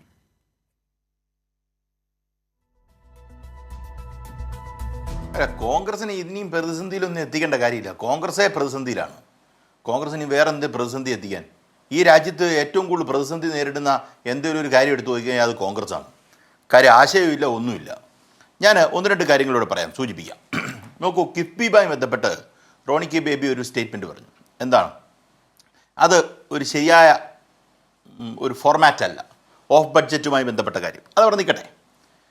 കേരളത്തിൻ്റെ കഴിഞ്ഞ പ്രാവശ്യത്തെ അല്ലെങ്കിൽ കഴിഞ്ഞ തവണ ഉണ്ടായിരുന്ന പ്രതിപക്ഷ നേതാവായിരുന്ന രമേശ് ചെന്നിത്തലയെ സഭാ ടി വിയുടെ ഒരു ഇൻ്റർവ്യൂവിൽ ജെയിംസ് മാത്യു ഇൻ്റർവ്യൂ ചെയ്യുന്നുണ്ട്. ആ ജെയിംസ് മാത്യു അന്ന് MLA ആണ്. ജെയിംസ് മാത്യു ഇൻ്റർവ്യൂ ചെയ്യുമ്പം രമേശ് ചെന്നിത്തല പറഞ്ഞത്, അടുത്ത പ്രാവശ്യം കോൺഗ്രസ് സർക്കാർ ഉണ്ടാക്കുകയാണെങ്കിൽ ഈ പറയുന്ന കിഫ്ബി പോലുള്ള പദ്ധതികൾ നമുക്ക് തുടരേണ്ടതായിട്ട് വരും. ഇത് മോശമായിരുന്നെങ്കിൽ തുടരാൻ പറ്റത്തില്ലെന്ന് പറയാൻ വയ്യായിരുന്നോ? ഈ പറഞ്ഞ റോണി കെ ബേബി പറഞ്ഞ കാര്യം രമേശ് ചെന്നിത്തല പറഞ്ഞിട്ടില്ല. ഈ പറഞ്ഞ ആനുകൂല്യം, കിഫ്ബിയുടെ അവിടുന്ന് വരുന്ന ആനുകൂല്യങ്ങൾ ഇവർ കൊട്ടിഘോഷിക്കുന്നുണ്ടല്ലോ, കിഫ്ബി വഴി വന്നതാണ്, ഓരോ മണ്ഡലത്തിലും കൊടുത്തിട്ടുണ്ടല്ലോ. അപ്പം ഇത് കുഴപ്പമെന്നു വെച്ചാൽ ഇതൊരു മോശം സാധനമാണ്, ഇതിനകത്ത് അഴിമതിയുണ്ട്, എന്നാൽ കിട്ടേണ്ടതെല്ലാം കിട്ടുകയും വേണം, അല്ലേ? അതല്ലേ നടക്കുന്നത്. രമേശ് ചെന്നിത്തല, ഞാനത് പറഞ്ഞ നിങ്ങൾക്ക് വേണേൽ നോക്കാം, യൂട്യൂബിൽ പോയി നോക്കിയാൽ കിട്ടുമല്ലോ. ജെയിംസ് മാത്യുവിന് കൊടുത്ത ഇൻ്റർവ്യൂവിനകത്ത് ജെയിംസ് മാത്യു അദ്ദേഹത്തെ ഇൻ്റർവ്യൂ ചെയ്യുന്നു, കിഫ്ബി തുടരേണ്ടതായിട്ട് വരും, അത് ഒഴിവാക്കിക്കൊണ്ട് മുന്നോട്ട് പോകാൻ പറ്റത്തില്ലെന്ന് പറഞ്ഞത് നിങ്ങളുടെ പ്രതിപക്ഷ നേതാവാ. എന്തിനത് പറഞ്ഞു? അടുത്തത് കർണാടകവുമായി ബന്ധപ്പെട്ട് നമുക്ക് കുറച്ച് നേരത്തേക്ക് തെലങ്കാന അങ്ങ് വിടാം. തെലങ്കാനയ്ക്കകത്ത് ശ്വാസം മുട്ടി നിൽക്കുക കോൺഗ്രസ്. കർണാടകത്തിൽ ഒരുപാട് കാരണങ്ങളുണ്ട്. അവർ ഡൽഹി പോയി സമരം ചെയ്തു എന്നല്ലേ പറഞ്ഞത്. കർണാടകത്തിൽ സാമ്പത്തികം കൊടുക്കാത്തത്, അല്ലെങ്കിൽ കേന്ദ്രം സാമ്പത്തികം കൊടുക്കാത്തത് ഇവർ പാർലമെൻറ്റിൽ അവതരിപ്പിച്ചോ? പാർലമെൻറ്റിൽ ഒരു ചോദ്യമായിട്ടോ ഒരു ഡിസ്കഷനായിട്ടോ ഇവർ അവതരിപ്പിച്ചോ? കേരളത്തിൽ നിന്ന് പോകുന്ന MP കേരളത്തിൽ കൊടുക്കുന്നില്ല എന്ന് പറഞ്ഞ് അവിടെ കിടന്ന് ബഹളം ഉണ്ടാക്കുന്നുണ്ടല്ലോ. കേരളത്തിന് അവഗണന എന്ന് പറഞ്ഞ് നമ്മൾ ഒച്ച വെക്കുന്നുണ്ടല്ലോ. അങ്ങനൊരു ചർച്ച കർണാടകത്തിൽ പൈസ കൊടുക്കുന്നില്ലെന്ന് പറഞ്ഞ് നിങ്ങൾ കേട്ടോ? അതിനാ കേൾക്കാത്തേ? ഞാൻ കേട്ടില്ല. ഡൽഹി പോയി സമരം ചെയ്തോ? നമ്മളും ഡൽഹി പോയി സമരം ചെയ്തേ. നമുക്ക് കേന്ദ്രവുമായി ബന്ധപ്പെട്ട അവഗണനയുമായി ബന്ധപ്പെട്ട് കേരളത്തിൻ്റെ മുഖ്യമന്ത്രി അവിടെ പോയി. നിങ്ങളെ വിളിച്ചു, നിങ്ങൾ വന്നില്ല. വന്നോ? നിങ്ങൾ പോയോ? ഇല്ലല്ലോ. ലോകത്തുള്ളവരെല്ലാം വന്നു, ലോകത്തുള്ള എല്ലാ മനുഷ്യരും വന്നു, കോൺഗ്രസ് വന്നില്ല. അത് പോട്ടെ, അവർക്ക് സഹകരിക്കാൻ, സമരത്തിൻ്റെ ബന്ധപ്പെട്ട് സഹകരിക്കാൻ രാഷ്ട്രീയമായ ബുദ്ധിമുട്ടുണ്ടാവും വേണം നമുക്ക് വിചാരിക്കാം. എന്താ ബുദ്ധിമുട്ടെന്ന് എനിക്കറിയത്തില്ല, ബുദ്ധിമുട്ടുണ്ടെന്ന് നമുക്ക് അങ്ങ് വിചാരിക്കാം. നിങ്ങളുടെ കാര്യത്തിന് വേണ്ടി നിങ്ങൾ സമരം ചെയ്താൽ മാത്രം മതിയോ? പാർലമെൻറ്റിൽ എഴുന്നേറ്റ് നിന്ന് മോഡിയുടെ മുഖത്ത് നോക്കി പറയണ്ടേ, ഞങ്ങൾക്ക് പൈസ തരുന്നില്ല, പൈസ തരണമെന്ന്? അതാരാ പറഞ്ഞേ? ഞാൻ കേട്ടില്ല. റോണി കെ ബേബി കേട്ടെങ്കിൽ പറഞ്ഞാൽ മതി, ഞാൻ തിരുത്താം. ആരും പറഞ്ഞിട്ടില്ല. അപ്പോൾ പാർലമെൻറ്റ് എന്ന് പറയുന്നത് നിങ്ങളുടെ ജനാധിപത്യത്തിൻ്റെ അമ്പലം എന്ന് പറയുന്നത്, ടെമ്പിൾ ഓഫ് ഡെമോക്രസി എന്നാണ് നമ്മൾ പറയുന്നത്. എന്ത് വിഷയവും ചാനൽ ചർച്ചയിലല്ലോ അവതരിപ്പിക്കേണ്ടത്. ചാനൽ ചർച്ച വരും, അല്ലെ പത്രലേഖകരോട് എന്തെങ്കിലും പറയും, വാർത്തയിൽ പലതും വരും. അതല്ല, നിങ്ങളൊരു വിഷയം പാർലമെൻറ്റിൽ അവതരിപ്പിക്കുമ്പം അത് സഭാരേഖയായി മാറുകയാണ്, അല്ലെങ്കിൽ ആ രാഷ്ട്രത്തിൻ്റെ ജനാധിപത്യത്തിൻ്റെ ചരിത്രമായി മാറുകയാണ്, അല്ലേ? അങ്ങനൊരു സാധനം അവർക്ക് പ്രശ്നമില്ലായിരുന്നു. അവർക്ക് പ്രശ്നമില്ല. ഇതേ ഉള്ളൂ കാര്യം. കോൺഗ്രസിനെ സംബന്ധിച്ചിടത്തോളം കോൺഗ്രസിന് എവിടെ നിൽക്കേണ്ടതെന്ന് അറിയത്തില്ല. കോൺഗ്രസിന് ദേശീയ പാർട്ടിയാ, ഒരു ദേശീയ നയമില്ല. ഒറ്റ വിഷയത്തിൽ അവർക്ക് ദേശീയ നയമില്ല. അത് താഴെ നോക്കി സംസ്ഥാനത്തെ കാര്യങ്ങൾ നോക്കി തീരുമാനിച്ചോണം. ഇതല്ലേ പറയുന്നത്? അത് ആന്ധ്രാപ്രദേശിൽ ഒരെണ്ണം, ഹരിയാനയിൽ ഒരെണ്ണം, മറ്റേടത്ത് ഒരെണ്ണം, മറിച്ചയിടത്ത് ഒരെണ്ണം, ഇതല്ല. എന്നിട്ട് ഇവർ കിടന്ന് ചക്രശ്വാസം വലിക്കുക. കേന്ദ്രത്തിലെ കോൺഗ്രസ് എന്ന് പറയുന്നത് ഹൈക്കമാൻഡ് എന്ന് പറഞ്ഞ 2-3 പേരുണ്ട്. അവർ പറയുന്നത് കേൾക്കുക, അവർ പറയുന്നവർക്ക് സീറ്റ് വീതം വെച്ച് കൊടുക്കുക. അതാണ് ഹൈക്കമാൻഡ്. അവർ പറഞ്ഞ് പോളിസി നടത്തിയ ഒറ്റ കാര്യം പറയാമോ? ഇവർ മുക്കറായിട്ടല്ലോ ഇവർ രാജസ്ഥാനിലുള്ളവരെ കൊണ്ടൊന്ന് അനുസരിപ്പിക്കാനായിട്ട്. ആ ഗെഹ്ലോട്ട് ഒരിടത്ത്, സച്ചിൻ പൈലറ്റ് വേറൊരിടത്ത്, വല്ലതും കേട്ടോ? അവിടുത്തെ അധികാരം പോയി. അധികാരം പോകുന്നതിന് കാര്യമില്ല. ഇവർക്ക് നയവും ഇല്ല, ഒന്നുമില്ല, ആശയമില്ല, ഒന്നുമില്ല. ആമാശയം മാത്രമേ ഉള്ളൂ, എന്തെങ്കിലുമൊക്കെ കിട്ടുക എന്നുള്ളത് മാത്രം. അതിനു വേണ്ടിയിട്ടുള്ള ശ്രമം മാത്രമാണ് നടത്തിക്കൊണ്ട്. എനിക്കതിനകത്ത് ഒരു സംശയമില്ല പറയുന്നതിനകത്ത്. കാര്യം കേന്ദ്രത്തിൽ അല്ലെങ്കിൽ ദേശീയ പാർട്ടിയായി നിൽക്കുന്ന കോൺഗ്രസ് ഇവർ മാത്രമാണ് പാൻ ഇന്ത്യൻ എക്സ്പോഷറുള്ള ഒരു പാർട്ടി ഇത് പറയുകയും ഒരു പാൻ ഇന്ത്യൻ നയവും എടുക്കാതെ ഈ പറയുന്ന, നോക്കൂ, നമുക്ക് നമ്മളുടെ ഫൈനാൻഷ്യൽ സ്റ്റെബിലിറ്റിയെ, സംസ്ഥാനങ്ങളുടെ ഫൈനാൻഷ്യൽ സ്റ്റെബിലിറ്റിയെ ബാധിക്കുന്ന രീതിയിൽ ഒരു വിഷയമുണ്ടെന്ന് കേരളത്തിൻ്റെ മുഖ്യമന്ത്രിയും കേരളത്തിൻ്റെ മന്ത്രിസഭയും പറയുന്നത്. അത് ഗൗരവത്തോടുകൂടി എടുക്കാൻ ഇന്ത്യയിലെ മുഖ്യ പ്രതിപക്ഷമായിരിക്കുന്ന പ്രതിപക്ഷ നേതാവിൻ്റെ പാർട്ടിക്ക് പറ്റുന്നില്ലെങ്കിൽ പിന്നെ ഇവർക്ക് എന്തോ പറ്റുന്നേ? അപ്പോൾ അവരുടെ പ്രശ്നം കേന്ദ്രം നമ്മളോട് കാണിക്കുന്ന ഈ വൃത്തികേടിനെതിരെ പ്രതികരിക്കുക എന്നുള്ളതല്ല. എങ്ങനെ പോയാലും ലാൽ ആദ്യം പറഞ്ഞല്ലോ, ലാൽ പറഞ്ഞതിൻ്റെ അർത്ഥം എന്താ? മോൻ മരിച്ചാലും വേണ്ടിയല്ല മരുമോടെ കണ്ണീര് കണ്ടാവുന്നത്, അതല്ലേ? ആ സാധനമാണ് ഇവിടെ നടന്നുകൊണ്ടിരിക്കുന്നത്. കോൺഗ്രസ് അതേ ചെയ്യൂ. ആ നിലവാരത്തിൽ നിന്ന് അവർ 1% പോലും ഉയരുമെന്ന് ഞാൻ എൻ്റെ സ്വപ്നത്തിൽ പോലും ഞാൻ വിചാരിക്കത്തില്ല. ശരി, എന്തായാലും സ്വന്തം ഖജനാവ് പൂട്ടിക്കുന്ന അവസ്ഥ എത്തിയിട്ടും ഇതേ നിലപാടാണെങ്കിൽ മറ്റ് ഉദാഹരണങ്ങളൊന്നും വേണ്ട. നമ്മൾ നേരത്തെ പറഞ്ഞ പഴഞ്ചൊല്ലിൽ തന്നെ നിൽക്കേണ്ടി വരും. ഏറ്റവും ആദ്യം റോണി കെ ബേബി, ഇത് പെർഫോം ചെയ്യുന്നവരുടെ മാത്രം കാലമാണ്. ജനമെല്ലാം കാണുന്നുണ്ട്, പഴയതുപോലെയൊന്നുമല്ല. പെർഫോം ചെയ്യുന്ന ഗവൺമെൻറ്റുകൾക്ക് കൃത്യമായ രീതിയിലുള്ള ഒരു ജനസമ്മതി ഉണ്ടാകും. അങ്ങനെയുള്ളപ്പോൾ നിങ്ങൾക്ക് കിട്ടിയ അവസരങ്ങൾ തെലങ്കാനയിലും കർണാടകത്തിലും ഹിമാചൽ പ്രദേശിലും ഇങ്ങനെയാണെന്ന് കേരളവും വിലയിരുത്തും. ഇവിടെ നിങ്ങൾക്ക് ഇപ്പോഴുമുണ്ട് അവസരം. കേന്ദ്ര സർക്കാർ കാണിക്കുന്ന ഈ സാമ്പത്തിക പ്രശ്നം നിങ്ങൾക്കുണ്ടാക്കുന്ന ഈ ഒരു ഘട്ടത്തിൽ നിങ്ങളതിനെ വിമർശിക്കാൻ പോലും തയ്യാറാകാത്തത് നോക്കിയിരിക്കുന്ന ജനങ്ങളോട് എന്തുണ്ട് പറയാൻ? ബഹുമാനപ്പെട്ട ലാൽകുമാർ പറഞ്ഞതുപോലെ കോൺഗ്രസിന് ഒരു ഹൈക്കമാൻഡെങ്കിലും ഉണ്ടല്ലോ. CPM പോലെ പോളിറ്റ് ബ്യൂറോയും കേന്ദ്ര കമ്മിറ്റിയും എല്ലാ കമ്മിറ്റിയും ഒരു സംസ്ഥാനത്തേക്ക് മാത്രം ഒതുങ്ങുന്ന ഒരു ഗതികേടൊന്നും കോൺഗ്രസിന് വന്നിട്ടില്ല. പിന്നെ കർണാടക വിഷയം ഞാൻ പറയട്ടെ, എനിക്ക് ആ 1 മിനിറ്റ് സമയമുള്ളൂ. ബഹുമാനപ്പെട്ട ശ്രീ ലാൽകുമാർ പറഞ്ഞു കർണാടകയുടെ ഏത് വിഷയം ഞങ്ങൾ പാർലമെന്റിൽ ഉന്നയിച്ചു. അങ്ങ് പരിശോധിക്കേ. കർണാടകയുടെ ഏറ്റവും പ്രധാനപ്പെട്ട വിഷയം എന്നാണ് ഡ്രൗട്ട്. അവിടുത്തെ ഈ പറയുന്ന വരൾച്ചയുമായി ബന്ധപ്പെട്ട് ഞങ്ങൾ എത്ര ശക്തമായിട്ടാണ് കോൺഗ്രസിന്റെ MP-മാർ അവിടെ കർണാടകയിലെ ഡ്രൗട്ട് സിറ്റുവേഷൻ ആവശ്യപ്പെട്ടുകൊണ്ട് ഞങ്ങൾ അതിന്റെ ആവശ്യപ്പെട്ടതിന്റെ നല്ലൊരു പങ്ക് ഞങ്ങൾ മേടിച്ചെടുത്തിട്ടുമുണ്ട്. കൃത്യമായി തന്നെ പോരാടിക്കൊണ്ട് മേടിച്ചെടുത്തിട്ടുമുണ്ട്. ഇനി ഒരു കാര്യം കൂടെ അങ്ങ് പറഞ്ഞോട്ടെ, കേരളത്തിന് ഏത് ആവശ്യത്തിന് വേണ്ടിയാണ് ബീഹാറും ആന്ധ്രാപ്രദേശിലും ഒക്കെ നമ്മൾ കേട്ടല്ലോ എത്ര കൊടുത്തു എന്ന്. കർണാടകത്തിന് എത്രയുണ്ട്, എത്ര കിട്ടി? കേരളത്തിന്റെ ന്യായമായ ആവശ്യങ്ങൾക്ക് വേണ്ടി ഞങ്ങൾ നിൽക്കും. ഒറ്റ കാര്യം പറയട്ടെ, ഇവിടെ പറഞ്ഞു ആശാ വർക്കർമാരുടെ കാര്യത്തിൽ കേരളത്തിന്റെ ന്യായമായ ആവശ്യങ്ങളല്ലേ ഇതൊന്നും? വയനാട് അതുപോലെ പല ഘട്ടങ്ങളിലും നമുക്കുണ്ടായ പ്രശ്നങ്ങൾ, ഇപ്പോഴും നമുക്ക് വേണ്ട കാര്യങ്ങൾ, GST കോമ്പൻസേഷൻ, മറ്റ് നികുതി വിഹിതം, ഇത് കേരളത്തിന്റെ അവകാശമല്ലേ? ലാലെ ഒരു ചോദ്യം, ലാലെ കേരളത്തിന്റെ അന്യായമായ ഏത് ആവശ്യമെന്ന് ചോദിച്ചേ. കേരളത്തിന്റെ ആവശ്യം ഏതാ? ന്യായമായ ആവശ്യം എന്ന് പറയുന്നുണ്ടല്ലോ. കേരളത്തിന്റെ അന്യായമായ ആവശ്യം ഏതാണെന്ന് ചോദിച്ചേ. റോണി അറിഞ്ഞാൽ കൊള്ളാമെന്നുണ്ടല്ലോ. ജനങ്ങൾ അന്യായമായിട്ട് കേരളം ചോദിച്ചാൽ എന്താന്ന് പറയാം. ന്യായമായിട്ട് ആവശ്യത്തിന് പറയാം.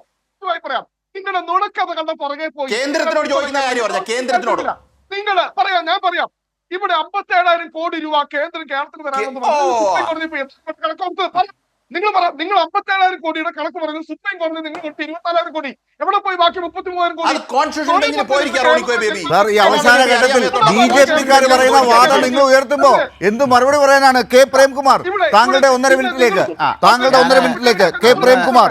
ചർച്ചയുടെ ഭാഗമായിട്ട് കോൺഗ്രസ് പ്രതിനിധി ഇവിടെ സൂചിപ്പിച്ചത്, ഇവിടെ വാഗ്ദാനം പാലിച്ചത് കൊണ്ടാണ് തെലങ്കാന പ്രതിസന്ധിയിൽപ്പെട്ടത് എന്നാണ്. അത് നമുക്ക് എന്താണെന്നുള്ളത് കൃത്യമായിട്ട് മനസ്സിലാകുന്നുണ്ട്. ഞാനതിൻ്റെ വിശദീകരണത്തിലേക്ക് കിടക്കുന്നില്ല. ഇപ്പോൾ പ്രധാനമായി വീണ്ടും ആക്രമിച്ചത് കിഫ്ബി പദ്ധതിക്കെതിരായിട്ടാണല്ലോ. കിഫ്ബി പദ്ധതിയുടെ ഭാഗമായിട്ട് ഒരിക്കലും അങ്ങനെ പറയുന്നതല്ല. പക്ഷേ ഒരു കോൺഗ്രസ് MLA-യും UDF MLA-യും ഞങ്ങൾക്ക് കിഫ്ബി പദ്ധതിയുടെ ഭാഗമായിട്ട് വേണ്ട, ഈ ഉയർന്ന പലിശ കൊടുത്തിട്ടുള്ള സംഖ്യ വേണ്ടാന്ന് പറഞ്ഞിട്ടില്ല. ഇത് നാട്ടിൽ 2 പേർ വായ്പ വാങ്ങുന്നത് പോലെയല്ല. കിഫ്ബി എന്ന് പറയുന്ന പദ്ധതിക്ക് ഒരു സംസ്ഥാന ഗവൺമെൻറ് ബജറ്റിന് പുറത്തുനിന്ന് കടമെടുക്കുന്നതിന് രാജ്യത്തെ ഗവൺമെൻറ്റിൻ്റെ അനുമതി വേണം. എല്ലാ അനുമതിയും മേടിച്ചാണ് കിഫ്ബി പദ്ധതി ആരംഭിച്ചത്. കടം വാങ്ങാൻ ഉൾപ്പെടെ ഒരു സംസ്ഥാന ഗവൺമെൻറ്റിന് വ്യക്തി എന്ന നിലയ്ക്കല്ല, സ്റ്റേറ്റ് എന്ന നിലയ്ക്ക് രാജ്യത്തെ യൂണിയൻ ഗവൺമെൻറ്റിൻ്റെ അനുമതിയോടുകൂടി മാത്രമേ പറ്റുള്ളൂ. അത് ഉയർന്ന പലിശയ്ക്കാണെങ്കിലും ചുരുങ്ങിയ പലിശയ്ക്കാണെങ്കിലും. അപ്പോൾ അത് എന്താണ് എന്ന് ആശുപത്രികളിലൂടെ, വിദ്യാഭ്യാസ സ്ഥാപനങ്ങളിലൂടെ, റോഡിലൂടെ, പാലത്തിലൂടെ കേരളത്തിലെ ജനങ്ങൾക്ക് കൃത്യമായി മനസ്സിലാക്കിയിട്ടുണ്ട്. അതിൻ്റെ കൂടി ഭാഗമാണ് കേരളത്തിലെ 2ാം പിണറായി സർക്കാർ, ഇനി 3ാമതും വരുന്ന പിണറായി സർക്കാർ എന്നുകൂടി സൂചിപ്പിക്കുകയാണ്. 1/2 മിനിറ്റ് കൂടി ഉണ്ടാവുമെന്ന് കരുതുകയാണ്. ഇപ്പോൾ ദേശീയപാത വികസനം കേരളത്തിലെ ഗവൺമെൻറ് വളരെ അഭിമാനത്തോടു കൂടി മുന്നോട്ട് വയ്ക്കുന്ന പദ്ധതിയാണ്. ഈ വരുന്ന 2026 ഗവൺമെൻറ്റിൻ്റെ കാലാവധി പൂർത്തിയാകുന്നതിന് മുമ്പ് 2026 ജനുവരിക്ക് മുമ്പ് കേരളത്തിൽ കാസർഗോഡ് നിന്ന് തിരുവനന്തപുരത്തേക്ക് ദേശീയപാതയിലൂടെ ജനങ്ങൾക്ക് സഞ്ചരിക്കാൻ കഴിയുന്ന സാഹചര്യം ഉണ്ടാക്കുമെന്ന് പറയുക. എത്ര രൂപയാണ്? കേരളം 6,000 കോടി രൂപ വേണമെന്ന് പറഞ്ഞു. കിഫ്ബി പദ്ധതി എന്നാണ് കൊടുത്തത്. ആ 6,000 കൊടുത്ത് 55,000 കോടി രൂപ റോഡിന് ചെലവഴിച്ചു. മാത്രവുമല്ല അവിടെ ഏതാണ്ട് 29,000-ഓളം കോടി രൂപ സംസ്ഥാന ഗവൺമെൻറ്റിൻ്റെ വിഹിതവും വെപ്പിച്ചു. അതാണ് കേരളത്തിലെ ഗവൺമെൻറ് എന്ന് പറയുന്നത്. അപ്പോൾ 6,000 കോടി മുടക്കി 78,000-ഓ 79,000-ഓ കോടി രൂപയുടെ പദ്ധതി കേരളത്തിൽ സാധ്യമാക്കിയ ഇച്ഛാശക്തിയുടെ കൂടി പേരാണ് ഇടതുപക്ഷമെന്ന് കേരളത്തിലെ ജനങ്ങൾക്ക് നന്നായിട്ട് അറിയാം. ശ്രീ ലാൽകുമാർ, അതാണ് ഈ പറയുന്ന പ്രതിസന്ധിക്കിടയിലും കേരള സർക്കാർ ഇങ്ങനെ നിൽക്കുന്നു. വരുമാനമുള്ള സർക്കാരായിട്ടും തെലങ്കാനയിൽ ഇതാണ് സ്ഥിതി. ഇപ്പോഴും പാർട്ടികൾ എവിടെയൊക്കെ നിൽക്കുന്നു എന്നതും നമ്മുടെ ചർച്ച ചെയ്ത അവസാന ഘട്ടത്തിൽ വ്യക്തമാകുന്നു. ഇനി എന്താണ് താങ്കളുടെ ഒരു നിരീക്ഷണം? ഇനി കേരളം ഒരു വർഷം കഴിയുമ്പോൾ നിയമസഭാ തെരഞ്ഞെടുപ്പിലേക്ക് പോകുന്നു. അത് അവിടെയൊക്കെ ഈ കാര്യങ്ങൾ ഉൾപ്പെടെ ചർച്ച ചെയ്യപ്പെടുമല്ലോ. അല്ല, കേരളത്തിൽ ഇപ്പം ഈ സംസാരിച്ചുകൊണ്ടിരിക്കുന്ന ജനം കണ്ടുകൊണ്ടിരിക്കുകയല്ലേ? കേരളത്തിൻ്റെ ഈ പറയുന്ന കോൺഗ്രസിൻ്റെ നയം കണ്ടുകൊണ്ടിരിക്കുകയല്ലേ? ഇതിനുള്ള പ്രതികരണം ഉണ്ടാവും. എനിക്കൊരു സംശയവുമില്ല പ്രതികരണം ഉണ്ടാവും എന്നുള്ള കാര്യത്തിൽ. നോക്കൂ, ഈ പറയുന്നത് തന്നെയല്ലേ ഇതേ കണ്ടൻഷനുകളല്ലേ കഴിഞ്ഞ തെരഞ്ഞെടുപ്പ് കാലത്ത് എടുത്തുകൊണ്ടിരുന്നത്? ജനം കേട്ടോ? നോക്കൂ, ഈ പറയുന്ന 10 വർഷം ഭരിച്ചുകൊണ്ടിരിക്കുന്ന ഒരു സർക്കാരിനെതിരെ പറഞ്ഞുകൊണ്ടേ ഇരിക്കാമെന്നേ ഉള്ളൂ. ആദ്യം ഇവരുടെ പ്രശ്നം തീർക്കട്ടെ, ഇവർ തമ്മിലുള്ള അടി തമ്മിൽ തീർക്കട്ടെ. അതാണല്ലോ ഇവരുടെ മെയിൻ പ്രശ്നം. കേരളം എന്ന് പറയുന്ന ഇവർക്കൊരു വിഷയമേ അല്ലെന്നേ. കേരളത്തിൻ്റെ സാമ്പത്തിക വ്യവസ്ഥിതി ഇപ്പം 59,000 കോടിയുടെ കാര്യം പറഞ്ഞു. അത് കോൺസ്റ്റിറ്റ്യൂഷണൽ ബെഞ്ചിലേക്ക് പോകണമെന്ന് സുപ്രീം കോടതിക്ക് തന്നെ മനസ്സിലായി. അതൊരു കോൺസ്റ്റിറ്റ്യൂഷണൽ മാറ്ററാണ്. എന്നുവെച്ചാൽ അവിടെ ഒരു ക്വസ്റ്റ്യൻ ഓഫ് ലോ ആൻസർ ചെയ്യണമെന്ന് സുപ്രീം കോടതിക്ക് തോന്നിയതുകൊണ്ട് കോൺസ്റ്റിറ്റ്യൂഷണൽ ബെഞ്ചിലേക്ക് അയച്ചു. കോൺഗ്രസിന് ഇപ്പോഴും മനസ്സിലായിട്ടില്ല അത് നമുക്ക് അർഹതയുള്ള പൈസയാണ്. അപ്പം നമുക്ക് അർഹത ഇല്ലാത്തത് എന്താ? ഏത് രീതിയിലാണ് നമുക്കത് അർഹത ഇല്ലാതായി മാറുന്നത്? അത് കോൺഗ്രസ് കണ്ടുപിടിക്കുന്ന ഒരു മാർഗമാണ്. ഇത് അർഹത ഇല്ലാത്ത പൈസയാണ്, ചുമ്മാ അങ്ങ് പറഞ്ഞാൽ മതിയല്ലോ. എങ്ങനെ അർഹത ഇല്ലാത്തതും കൂടെ പറയണ്ടേ? യെസ്. അപ്പോൾ എന്തായാലും ശരി, ഇതിപ്പോൾ തെലങ്കാനയിൽ കൂടി പുകഞ്ഞു തുടങ്ങിയപ്പോഴാണ് ഈ കേരളം ഈ കാര്യങ്ങളും ചർച്ച ചെയ്ത് തുടങ്ങിയത്. കോൺഗ്രസ്സിന് ഇന്ന് വല്ലാത്ത പ്രതിസന്ധിയായിരുന്നു. ഈ കാര്യങ്ങൾ ഒരു മാധ്യമ സ്ഥാപനം ചർച്ച ചെയ്യാൻ പോകുന്നു എന്ന് അറിഞ്ഞപ്പോൾ ഉണ്ടായ വെപ്രാളം ഞാൻ കോൺഗ്രസിനെ ഒന്നുകൂടെ ഓർമ്മിപ്പിക്കുകയാണ്. ഈ വിഷയത്തിൽ എന്ത് നിലപാടെടുക്കുമെന്ന് കോൺഗ്രസ്സിന് പോലും വല്ലാത്ത പ്രതിസന്ധി ഉണ്ടായി. എന്നിട്ടും ശ്രീ റോണി കെ ബേബി, താങ്കളെപ്പോലൊരു നേതാവ് ഈ ചർച്ചയിൽ വന്ന് ഇത്രയും പറഞ്ഞത് തന്നെ വലിയ നന്ദിയുണ്ട്, വലിയ കാര്യമാണ്. കോൺഗ്രസ്സിന് ഇത്തരം കാര്യങ്ങളിൽ ഇനിയുള്ള ദിവസങ്ങളിലൊക്കെ കർണാടകത്തിൻ്റെയും തെലങ്കാനയുടെയും ഹിമാചൽ പ്രദേശിൻ്റെയും ഒക്കെ കാര്യത്തിൽ കേന്ദ്രമെടുക്കുന്ന നിലപാടുകളോട് ഒന്നുറക്കെ കരയാൻ സാധിച്ചില്ലെങ്കിൽ, ഒന്നുറക്കെ പ്രതികരിക്കാനായില്ലെങ്കിൽ അത് കേരളത്തിൻ്റെ മാതൃക പിന്തുടരുന്നത് ഞങ്ങളും ചെയ്യേണ്ടി വരുമെന്ന് ആളുകൾ പറയുമെന്ന് ഒരു അഭിമാനക്ഷതമായി മാറി അത്തരമൊരു നിലപാട് കോൺഗ്രസ് എടുത്താൽ അത് ഇന്ത്യയെ തന്നെ ബാധിക്കുന്ന, സാധാരണ ജനങ്ങളെ ബാധിക്കുന്ന ഒരവസ്ഥയാകും. അത് BJPക്ക് വളം വെച്ചു കൊടുക്കലും ആകും. അവിടെയാണ് ഇടതുപക്ഷം വീണ്ടും തങ്ങൾ പറഞ്ഞ കാര്യം ശരിയായി എന്ന് ജനങ്ങളുടെ മുമ്പാകെ എത്തിപ്പറയുക. വളരെ നന്ദി ചർച്ചയിൽ ചേർന്നതിന് ശ്രീ പ്രേംകുമാർ MLA, ഒപ്പം Rony K Baby, advocate Lalkumar. News and views അവസാനിക്കുന്നു.